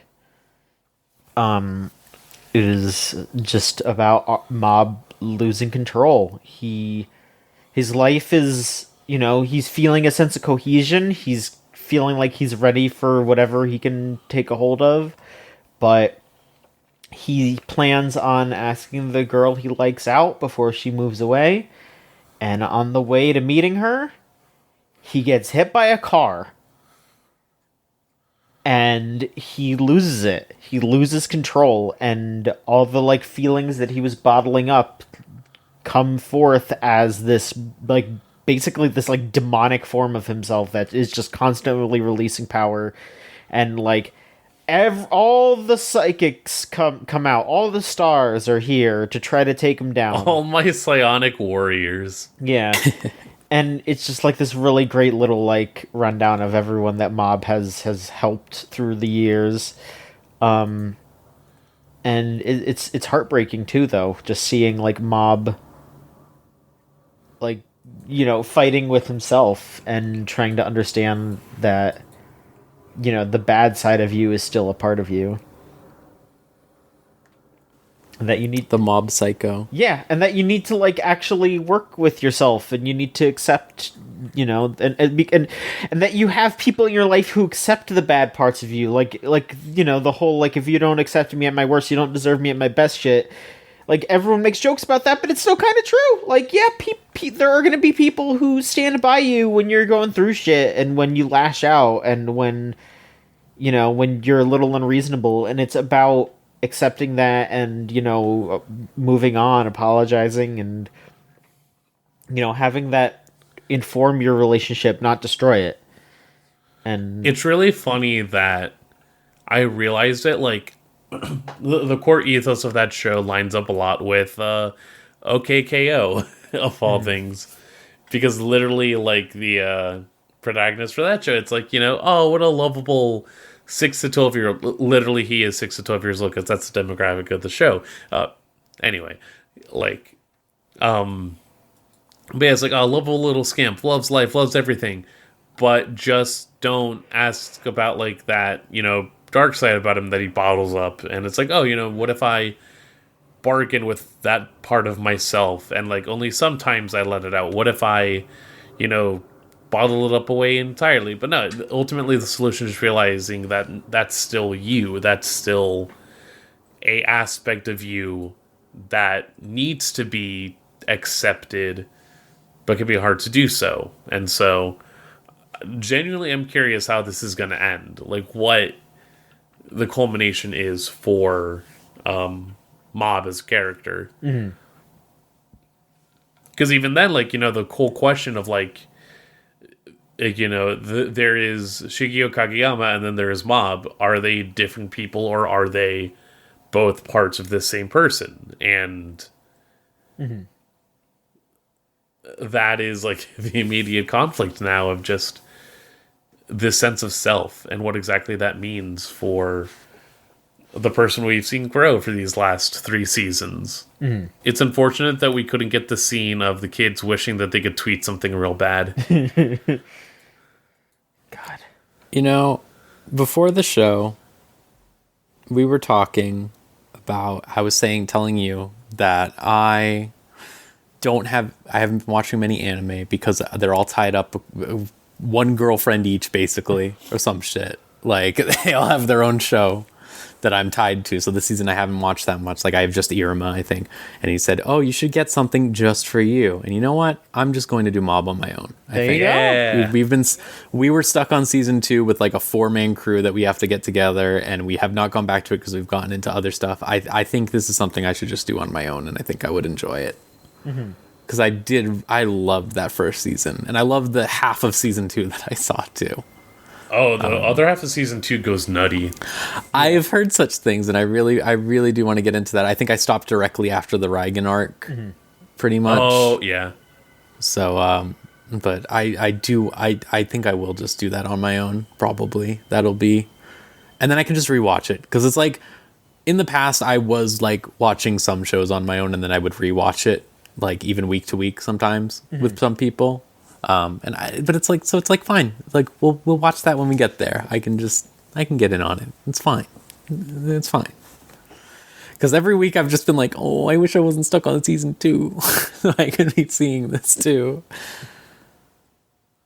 Yeah, honestly, like, take the holiday that's coming up and catch up. At least something.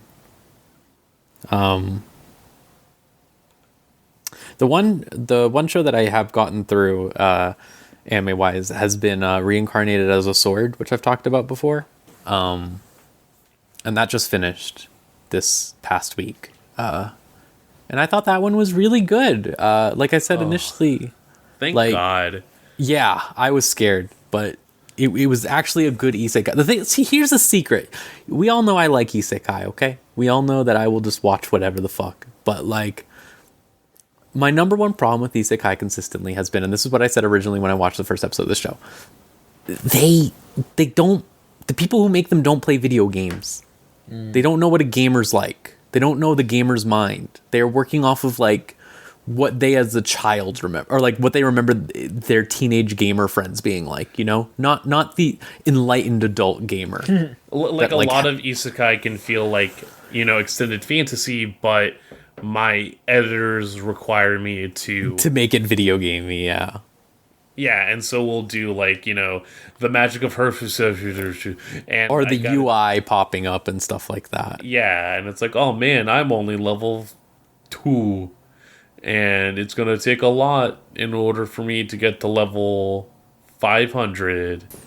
Yeah. Whereas here, it's like, this is a real gamer. He stays true to the grind. He is a sword, but he is, he is stat managing first and foremost. He loves fucking balancing the stat page more than anything. He is a min-maxer in his soul, and he is living his best life right now as a sword.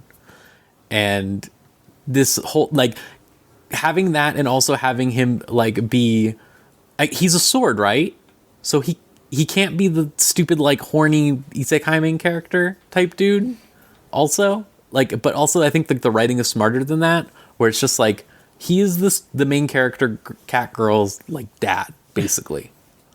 Like, he is just, like, taking care of her. He's, like, making her food and stuff like that. There was an entire episode where he made her curry nonstop, and she just, like, became addicted to it. And, like, they just spent the entire time, like, getting more ingredients to make better curry and stuff like that. That was really cute, because it's like, they have a nice relationship, They just have... He cares about her like a daughter, not like, oh wow, I'm so horny, or whatever.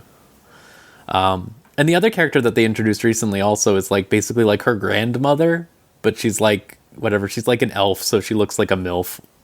But it's nice to have like paternal characters in the series where it's like it makes it feel fresh almost, because it's like I feel like the thing with isekai consistently, and that was something I liked about ReZero got into when they started talking about the main character's parents later on in that series. It's like isekai is just so like you left your whole family behind, whatever, goodbye, like that doesn't matter now, like stuff like that, like very nihilistic anti that stuff. But like, and this is very found family, but it's still like it's nice, you know, it's just nice to see like these parental figures like exist. And a bunch of the characters in general are like, I think pretty much every character besides the main character is like not just an adult, but like an adult like in their 40s or 30s. And I think that really helps just make it feel like everyone wants to take care of this little girl, basically the main character girl. Like everyone just wants to be, it's because it's like they have most of their life figured out by now, and they just they like helping other people or whatever. They like chilling out, or they have their own problems, but it's like it doesn't have to do with how they interact with other people. Like the fantasy here is, what if me and like an assorted crew of people in our like 30s and 40s had to take care of the most like feeble child ever. Yeah. Instead of what is often the case, you know, what if I was in a setup and I just off screen was having so much sex you didn't even know. You can't show it on the main screen, but oh, you better believe it. So that's exactly what I've been thinking this entire time, is that fucking what's the Mushoku Tensei? Yeah. Like I fucking hate that show. I'm gonna be real with you. I'm sorry to anyone out there who likes it, but like that's like the main problem with that one. That's like the pinnacle to me of like, I realize it's one of the first isekai or whatever, but also like it's so fucking bad. That dude fucking sucks so much. I get the idea of like, you know, what if I fucked up so bad in one life that I wanted to make amends in the second life? But dog, you really are like, you showed me this man being like, oh, it rules that I'm a baby because I can do things no one cares. And it's like, bro, it's fucking awful. The fact that like I remember the fact that that fucking there's that sexy Catwoman or whatever from that show, I think, like with the eye patch or whatever, I don't know, whatever. The fact that when I was like, I don't know who this character is, I'm gonna look them up, and the first page on the Wikipedia was like, she lost her virginity to his dad, was like, oh, is that what we care about? Like that's the first information you're going to tell me about this character. Right, which I think is its own thing, because then it's like, oh wow, your dad's kind of an asshole, I guess I'll be better than my dad. And then it's like, all right, I mean, maybe, but you also like, you have like 3 wives and like multiple scions. It's like, it's just like it's the literary equivalent of jerking off to me. Like, it's just like, wow, what if I was the coolest guy ever who became better, also a better person, but I still had multiple wives and everything, even when I was bad. My friend, when she would discuss, you know, the initial response to watching Call of the Night, like, oh, you know, I thought this was going to be some like loser lonely boy like anime or whatever. And then exactly. She finished it. Oh, that was great. Went on to read the manga. Hey, this rules, and there's a gay character for me, and I love it. So like that's like where I felt here, where it was like I was scared going in, but I had heard good things from people who had read the light novels, and it's great.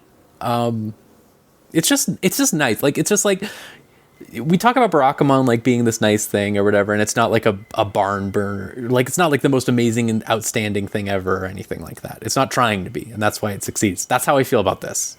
It's like, you want to see a character get skills and win a dungeon? Fucking here you go. Like, there you go. Like, this is the platonic ideal of it, because it's just nice. You're just seeing nice things happen and then cool fights. Yeah, and then like, unspokenly, you want things to clear the little bar that Usagi dropped. Horribly failed. Extremely. Yeah, and I'm pretty sure this one's okay with it, because it's just like the main character is so like the most he'll react is like when the elf MILF or whatever shows up, and then she's like hugging the girl between her giant boobs or whatever. He's just like, those are large boobs, or something like that. Like that's it. Like he'll just be like, golly, or something. Gee, like, he will be like, yeah, like literally that is how he reacts to everything. And it's just like, it's good. He's just a nerd, you know. He's just a gamer. Guy who's not even like, oh man, you need any help with carrying those? He's more just like, are you okay? Yeah. Like, does that hurt? Starts Googling breast reduction surgery as a friend. Yeah. You find the skill that does it. It's a lot of fun. I think I really like the rules they establish. Like, this is for the people who fucking love when they explain how chakra works in Naruto or whatever the fuck. Like, this is like which is like sort of Hunter x Hunter, basically. It's just like, I'm explaining my power to you, but it's like, it's not even them explaining individual powers. I think it's a lot. I like it a lot more where it's like we're establishing how magic works in this world of like there's 4 elements and then 4 elements branch off of that, or 8 elements branch off of those, and so on and so forth or whatever. And it's like all magic is just based on that, and you just sort of like figure out what you want to do with it from there. It's very free form.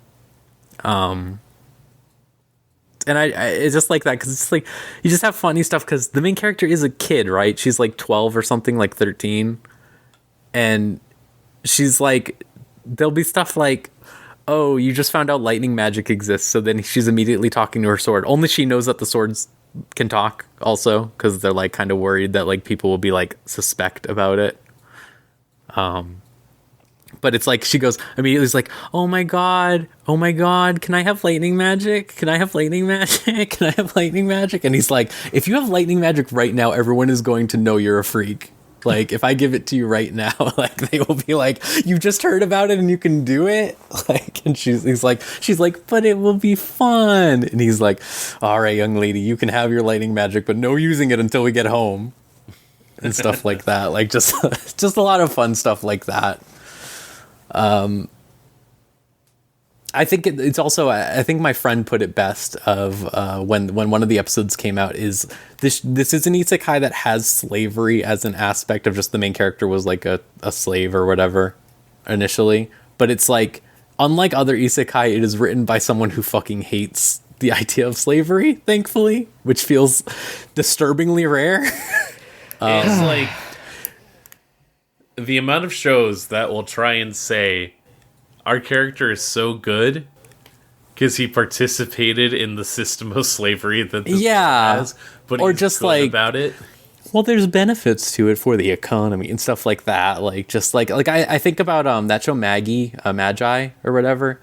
That show has such a bad problem of like one of the main characters is a freed slave or whatever, and like the idea that like consistently they like when they get positions of power, they're like, well, we can't stop the slave trade. Just stuff like that. It's just like, really? Buddy, I don't know. There's like a whole war about this is that. Our hero? This is like, these are our heroes. Like, I mean, I allude to our own history, but, you know, 13th Amendment and all.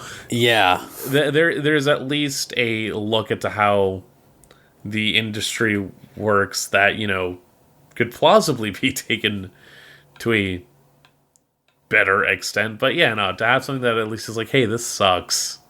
Yeah, it's really good. I think consistently just like, yeah, like she's already killed like 5 of those people. So, but yeah, great show. I was when that ended, I know I was saying before, like you have to pray for season 2. They fucking were like immediately like, see you in season 2. And I was like, all right, thank God. Hey, like, I just want in isekai, I don't have to stress out about, because it's like, I like slime still a lot, but it's slime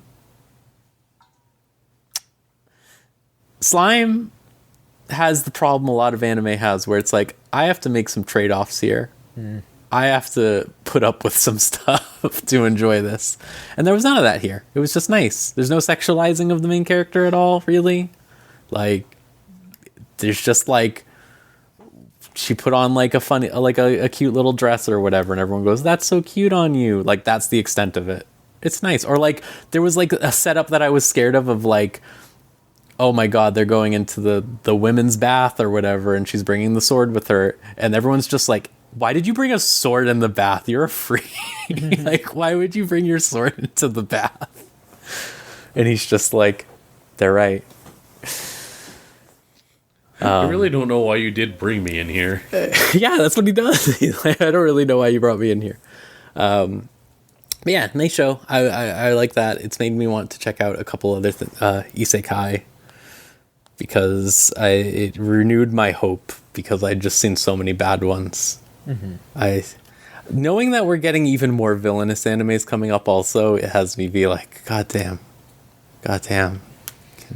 They're just putting them out there. They're just making whatever the fuck villainous shit ever. Like, it's just like, hey, what if the villainous wore red this time? It's like, all right, thanks, I guess. Damn.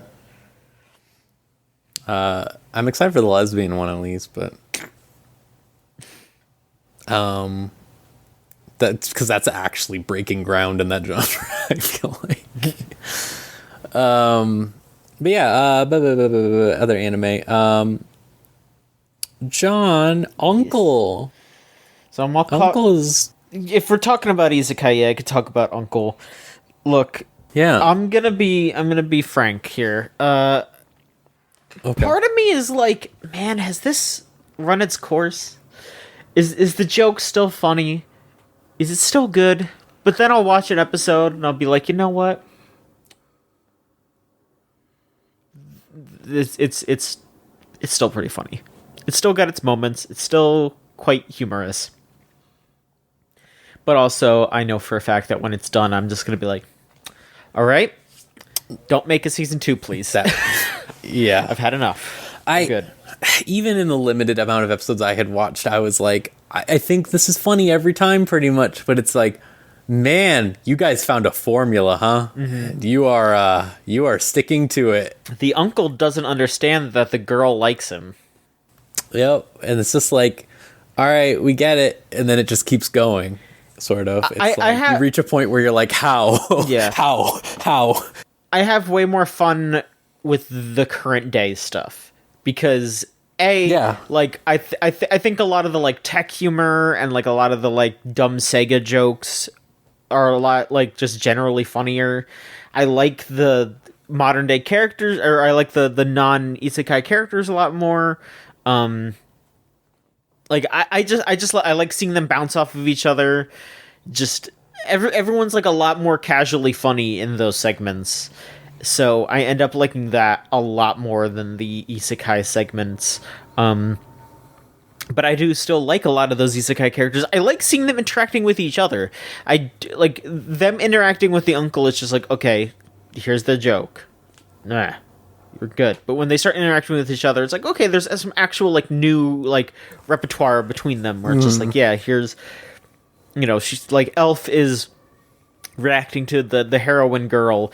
Like, for example, the heroine girl meets up with the uncle and the elf at like a hotel spa, and the elf realizes that the heroine girl has like this super rare, powerful staff, and the elf is like, "What? Hang on a minute! I thought it had a black hilt," and she just goes, "Oh, I painted it white because I thought it was cute." It's just like, that's really good. That's funny as hell. So I like it when it's not just the same joke over and over still. But even though I am still like lightly chuckling at some of the moments where, they're still playing around with it here and there. Like there is a scene where the uncle like they do the uncle is like trying to massage the elf, and of course he's just doing it because he's like, I'm worried about your health. You need to be in good health. You're sore. And there's all the like sexy pratfalls and all that, but then the nephew's just like, all right, uncle, we're pausing right here. We can't see this. Like, this is gonna be horrible. And then the girl's just like, we are adults, and we do not need it to pan away. We don't need it to cut to black. We can handle seeing adult things. And he's just like, no, it's okay. It's safe for work after this. It doesn't go anywhere. It's just like that's funny. Like, them bouncing off of each other and reacting to the stuff is funny. So it keeps it humorous. I'm still enjoying it. But again, I think I will be done after this. I know people really like the manga. Maybe I could just like read the manga online and just kind of blow through it. But I don't need more anime. I don't think. Yeah, I feel it. It you know what energy it has, honestly, because of its formulaic nature? It has the energy of, like, Garfield. Almost. If you know what I mean. No, yeah, Garfield hates Mondays and likes lasagna. Uncle doesn't understand what sex is. Loves Sega and doesn't know what women are, yeah. Yeah, like, just, like, this idea of, like, I can totally picture this as, like, here's the Sunday Funny Uncle strip, or whatever. Like, God, putting it into that context, honestly, makes me like it a little bit more. That's really weird. I don't... See, that's how I've looked at it the whole time, is just, like, this idea of, like, it is, you know, there's nothing wrong with consistency in your life. Sometimes, you know, sometimes you just need something that's always there. Yeah, sometimes you just gotta check in on the uncle and just be like, And sometimes there's one that pops off and really gets you, but other times you're just like, you know... Oh, he's talking about Guardian Heroes again. Yeah, exactly. Apparently it is expected for there to be an season 2 of this, but it may not come until, like, 2025. You know what? Maybe I'll be... That studio died. Like, that studio is dying from it. And they're gonna do a season 2. Maybe by then I'll be more in the mood for it. You know, yeah, if we're still doing the show in 2025, maybe I'll be like, yeah, you know what? I'm down. Let's go for it. It's been enough time. Yeah. I will say that it doesn't help that, like, productions had to be halted in the middle of it, and so, yeah, you know, what I think was, like, a really good show in a sort of dry season is now, like, in a weird spot with a lot of stuff that has so much more to offer. That is really true.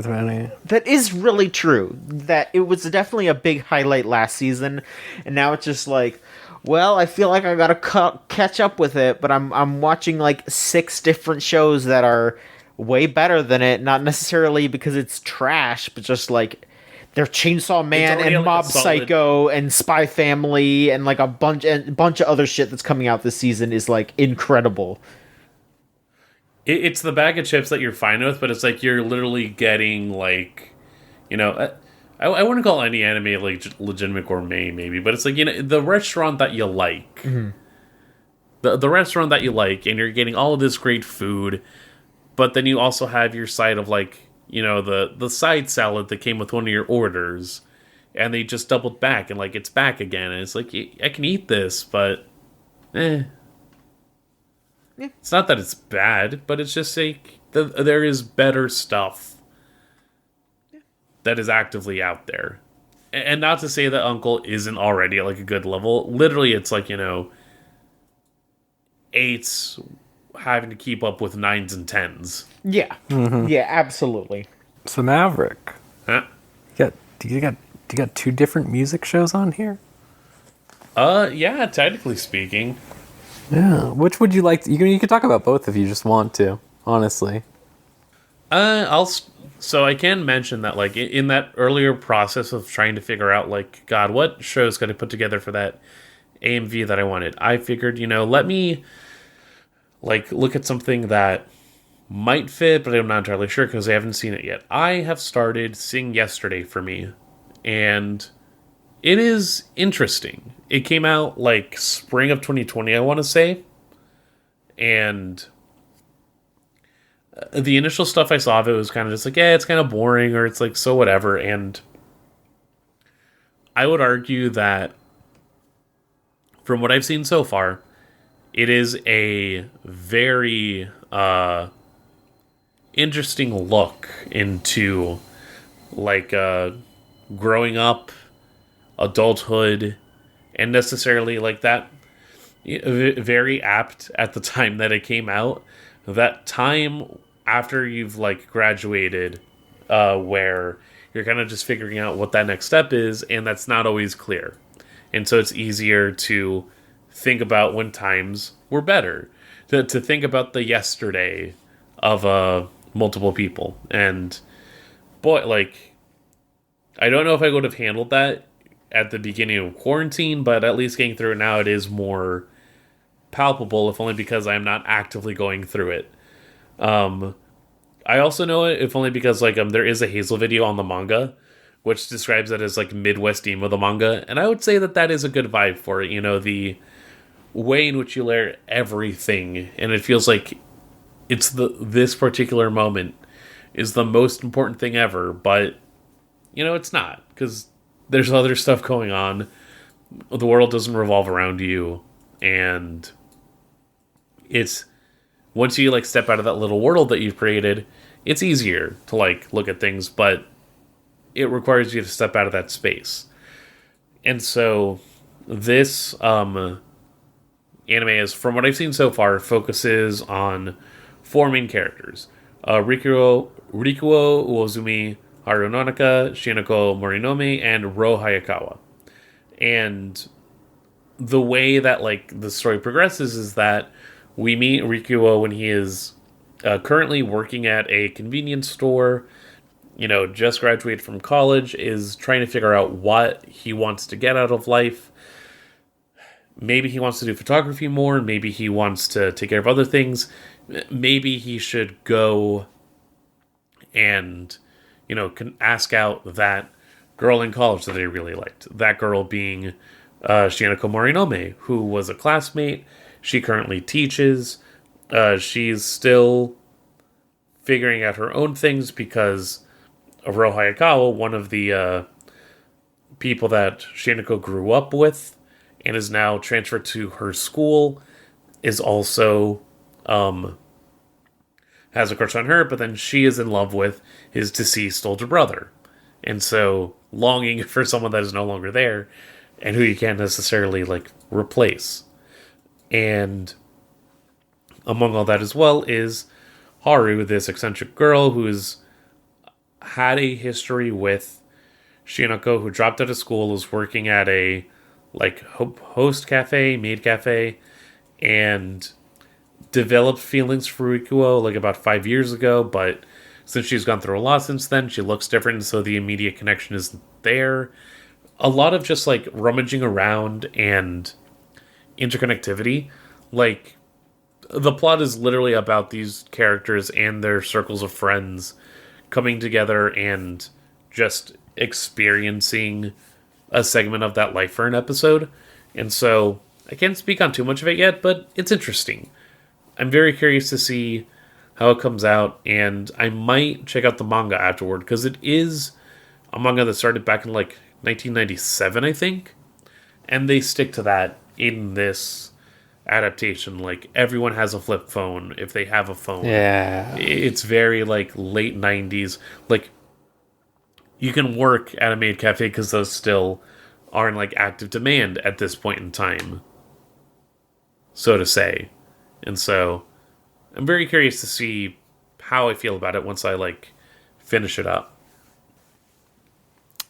Not to go all the way back in time, back to Barakamon discussions, but I think the thing that stressed me out the most in that show was this man in technology, Honda. And like, I think in the early parts of that show, I was like, my man is not responding to texts.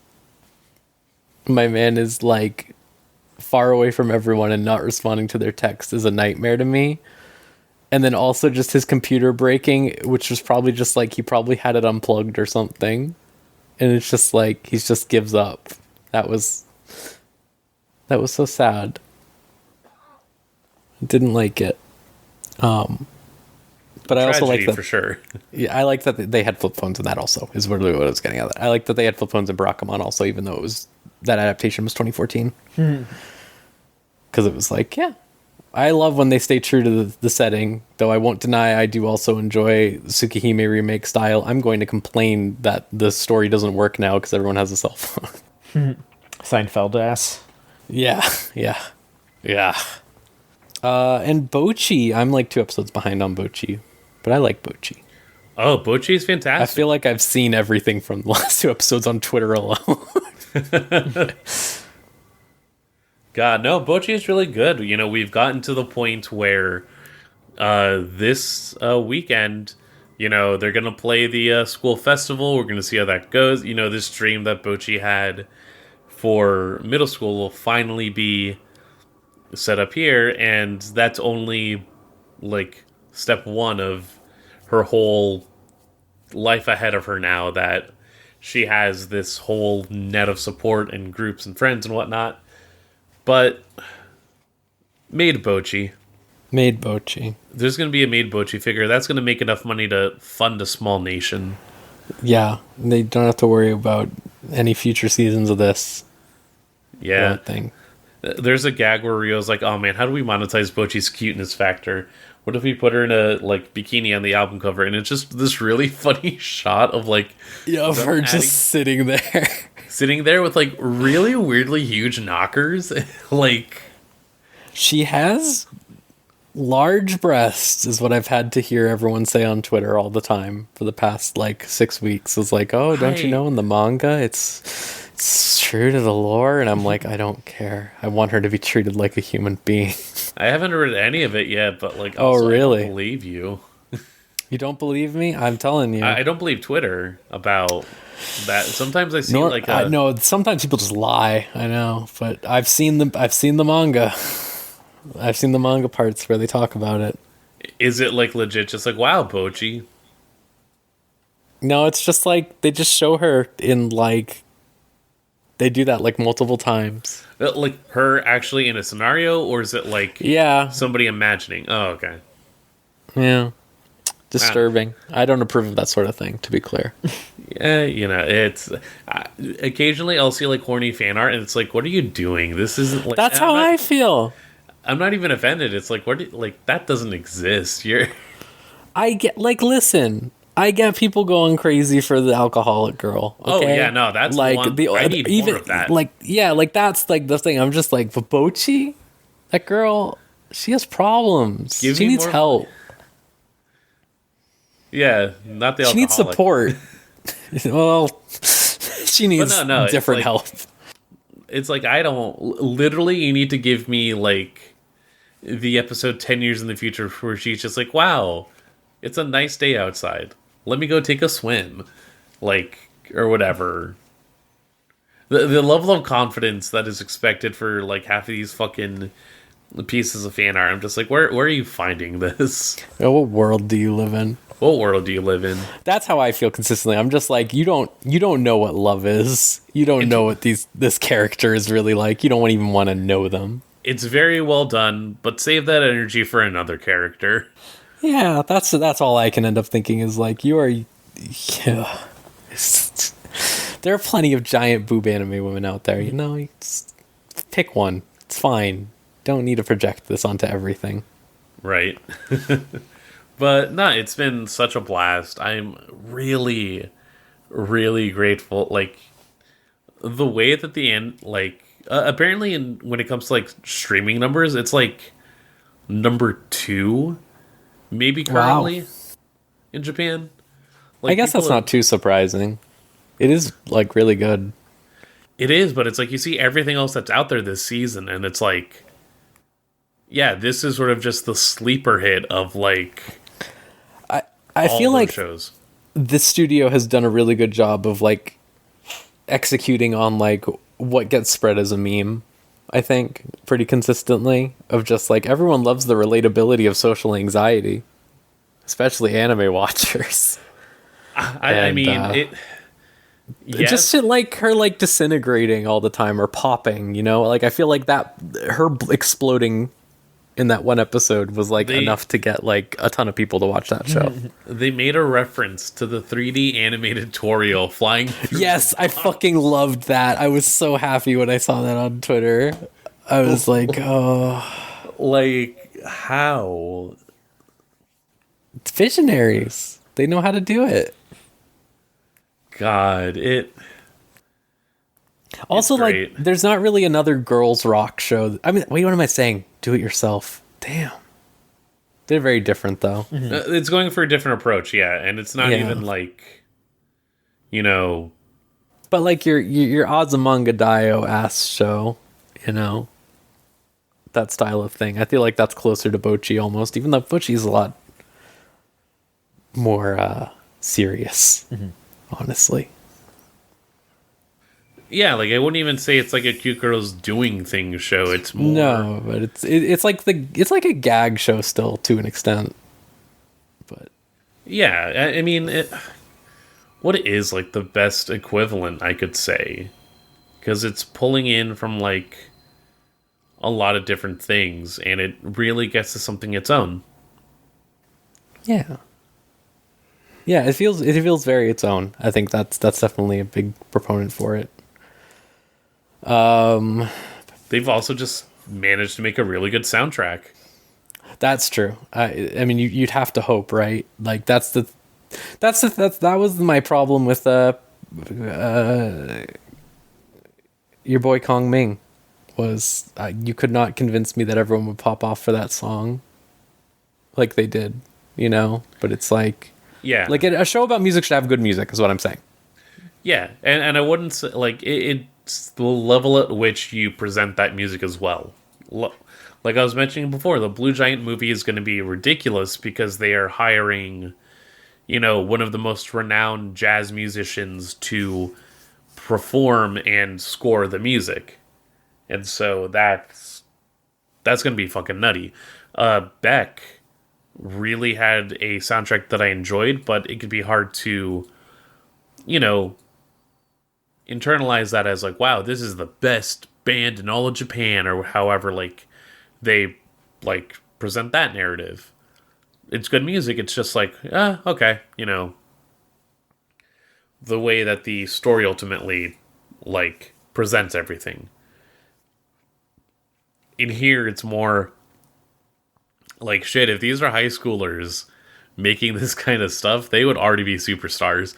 But also, like, to that extent, it's like, oh no, this sounds like stuff that I could actually listen to. Like, I could believe a band could play this at, like, a club or something at this level. Yeah. And so that still manages to wrap back around where it's like, yeah, someone really dedicated to their craft could really crank this out and start to like perform it at various venues. It's got that energy, and it really it's cool that like it shows so brilliantly. Yeah.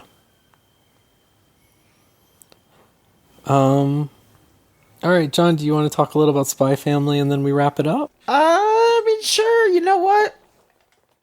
I don't know if you have much to say about it. I don't, because I'm just enjoying That's it. It's fine. It's good. It's cute. I like that they gave Yor a little bit more to do. They're having their cute little moment of Yor being like, oh no, am I good enough? And then no, she is. She's still good enough, and she kicks ass, and she destroys tennis balls without even trying. I don't know. That's it. They also gave like a bit of a backstory to Becky, Anya's friend. They had like a cute little shopping spree. And that it's nice that like Becky has someone like Anya to ground her and make her less of a little shit. Yeah, it's nice. Mm-hmm. It's cute. It's just a cute show. It's cute. It's nice. They're fun. They're funny. It's funny. It's cute. We finally watched, I think, one or two. I can't remember. We watched some episodes or whatever after we had stopped, like pretty much after the dog arc, which I know was only like 2 or 3 episodes, but those episodes were instantly better. I really think that fucking dog arc did that entire show a disservice. Straight up. Yeah, it's just too long. I think like it needed to be 1 episode less for real. Yeah, and it was also just boring as hell the entire time. It's like, this is a gag show. Don't make this like serious plot about a fucking dog, like a psychic dog that sees the future. Like, I mean, again, like that's them adhering kind of to what the manga goes for, but yeah, I think like condensing it a little more would have helped. Extremely. I just think it was a really bad like get back into the swing of it thing to have like right at the start of the season. I think if they had led with like the Your Cooking episode, I would have been like, all right, this is just a bad arc. But it was like, oh man, as the starting thing. Because I know a couple other people who had stopped watching it also are like are behind on it because of this reason. I'm just like, man, you should have not done that. Maybe It's an important thing. Is like the issue. Like it's a weird case, and like it is something I am harsher on for, say, Dr. Stone, because that really just gets all over the place with like Everything. when it wants to be serious with everything, yes, but specifically like, you know, you have this whole lead up that they have already adapted, but now it's like, we're gonna explore the new world, I guess, and there's maybe other people. Like, I do a look to the camera, and anytime everyone's like, man, the pacing in Dr. Stone is so incredible. The way that they're doing Shonen is unlike anything else. And I'm like, what are you smoking? What are you on? It sucks. They just don't know how to balance comedy and action. not at all. Like, okay, cool. The guy doesn't use, like, weapons. All right. Neither does Detective Conan, really. That's not true. He shoots that guy every episode. All right, he shoots that guy every episode. But fucking, there are other examples. Oh no, I'm just. You're right. Because here, yeah, it's like comedy and action, but it at least is willing to play that up a little bit differently. Am I right in that they adapted the tennis episode? They did. All right.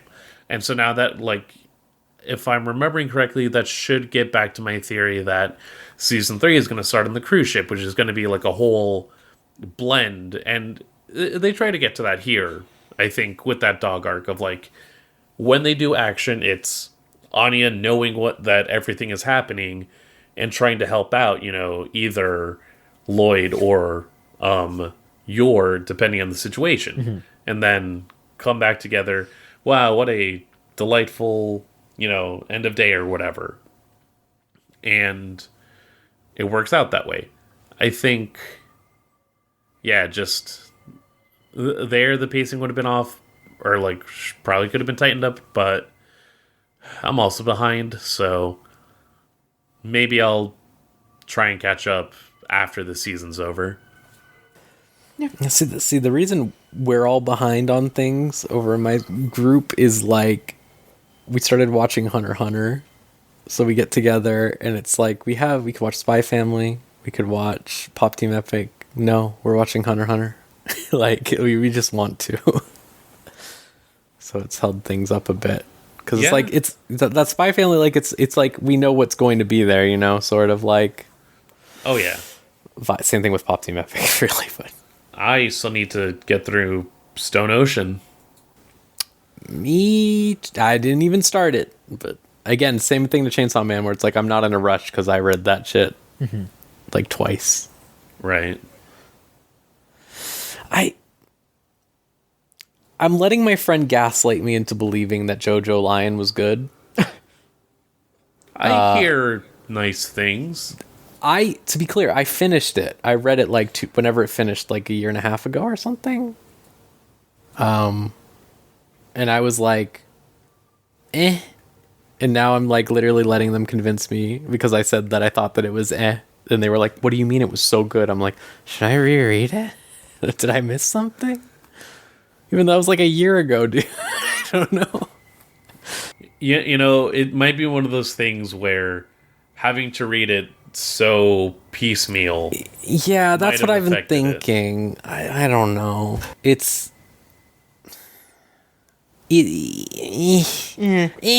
was just too many stupid jokes in it. I don't know. It's all like, oh, this is a cool idea of a no execution, which is how I feel about some parts of Part 6, but which I think is why people are more like, you know, light on or not as into it as other parts. But I just think that the whole batch setup fucked it over from that. That's definitely the main problem. But I just mean like when people talk about issues with Part 6 in general, I think it comes down to there are just some times where it's like, this fight is a bust. It's just whatever.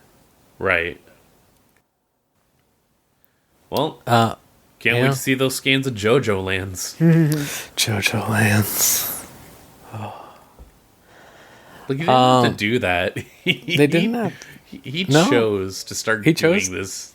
He's insane. He's a sick man. All right. So is Maverick going for... pretty much done. Yeah? We got one last thing, just to follow up you talking about reincarnated as a sword. Robin also says, it's a very solid show. I'm glad the ending confirmed to season 2. Throwing out the isekai focus in favor of world building from the characters' perspectives make these kinds of genre shows work way better. Fran, get curry. Yeah. It like I said, like, definitely the focus on it being like we're going to build up this world and stuff, and like even in the last episode they started to like tease out some like politics stuff that was interesting. It's nice. I love world building so much. It, like, before Dark Souls ruined everything, lore was like my favorite thing to like look up for stuff. Lore. Like I just love it, and I hate the modern era where like Dark Souls works in a vacuum, or like just in its time period, because it was like nothing else is delivering its information like that. Now everything is fucking doing that, and it's just miserable. And it's either that or the Marvel Cinematic Universe exhausting like style of thing. And it's just like, I just want to have someone talk about a world, and then I get to see the places in the world. Like I don't want power scaling. Everything needs a Cimmerillion. Everything needs a, origin point. Everything needs Pennyworth, the origin of Batman's butler. Like, yeah. These are fun stories to do, but it's not like no one is like begging for these. Like, do them because you want to, not because it's like, oh, this will expand on the greater, story. No, like... It's what makes Fujimoto's wants to do one-shots so refreshing. Yeah. Like, someone is saying, hey, I have an idea. I just want to take a few like pages to write it out, and I want to put it out there. Boom. Done. Moving on. Yeah. Yeah, watching Batman Beyond recently also has been a big, like, oh, holy shit, like, superhero stuff used to be fun. Yep. That's it, though. I'm very excited for Avatar: The Seed Bearer.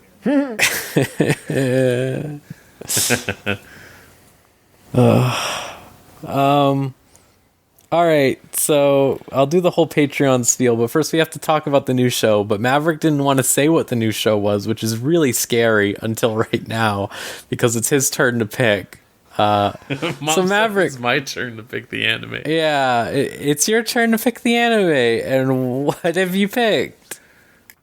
I mean, like, I was thinking about it, where going into 2023, I was like trying to figure out a lot of like the scheduling and stuff, just with like, yeah, we've got a lot of stuff coming out, and since we tried to do the bonus thing for the Patreon, it was kind of like, oh, I want to make sure that whatever it is that I pick is consistent or whatnot. But I think going into the new year, having this be our new show of 2023, I looked at it as a chance to say, what are some things that I haven't gotten to yet, or just have not been able to, get through, or even like partially through my experience with Flowers of Evil, what's something that I just haven't actually experienced just because I've heard from other material, and like I need to get to I need to know my own opinions on this piece. I want to be progressive about that rather than turn to just alternative ideas on what we're looking at. And because of that, we're going to be doing fully coolly progressive and fully coolly alternative. Oh, shit. Oh, god damn it. I should have known this was coming from you after last episode. I should have connected the dots in my head of like, what will he pick? Fucking... You know what? Fair. No, fucking fair. Yeah. That's fair. That's a fair choice. That's a fair choice. We were just talking about it. I like it, honestly. Like, I don't like... Because I watched... I watched Progressive. You watched Progressive, right? Yeah, when it was coming out. And I just remember like watching the first episode and just being like, all right. And then by the end of it, just being like, oh no. But I don't know, maybe alternative might be nice. We'll see. Yeah, I've only heard people be so negative about them that I never sought them out. They probably will still suck. But I want to be able to get the lowdown on that. I like this idea. I like this though. Like legit. I like the evil energy. Because here's the thing, I'm also probably just gonna pick up Fully Cooley along the way. Sure. No, this is good. I also I think I only watched half of Progressive, so you know what? If I can be a hater, I should do the part. You know, I should read the material. Yeah. I'm down. Let's do it. And then so 6 episodes, Progressive and Alternative, both are on Crunchyroll. OG Fully Cooley somewhere else, I think. Yeah. It's probably they might just have it on the Adult Swim website. There's a lot of weird random stuff on there. Or I'm sure it's somewhere. What should be on like HBO Max? I'm looking it up right now. It's is it not just on Crunchyroll?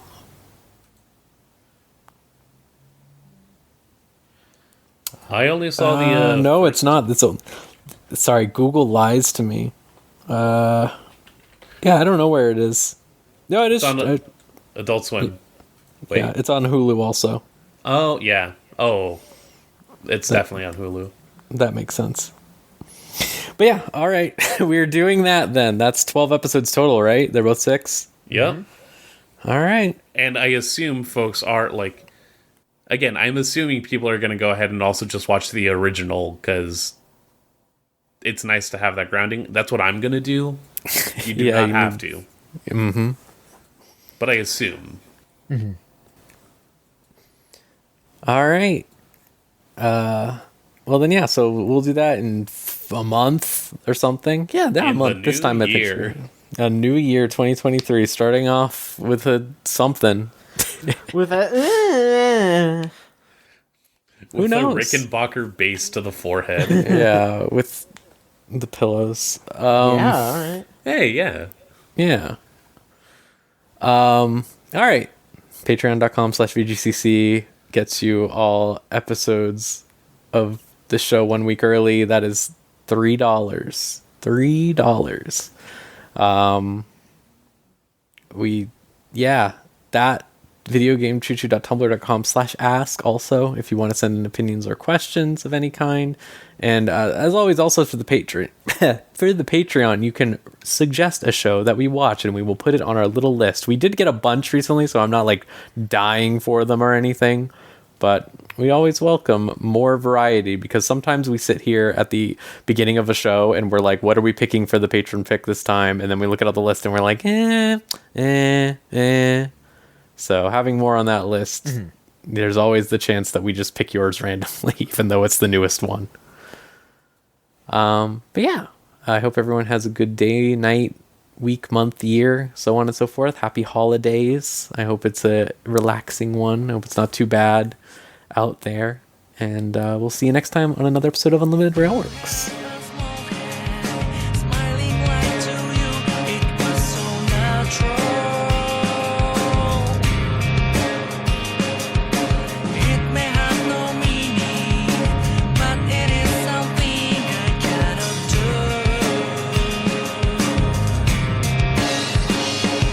You touch my hand without thinking.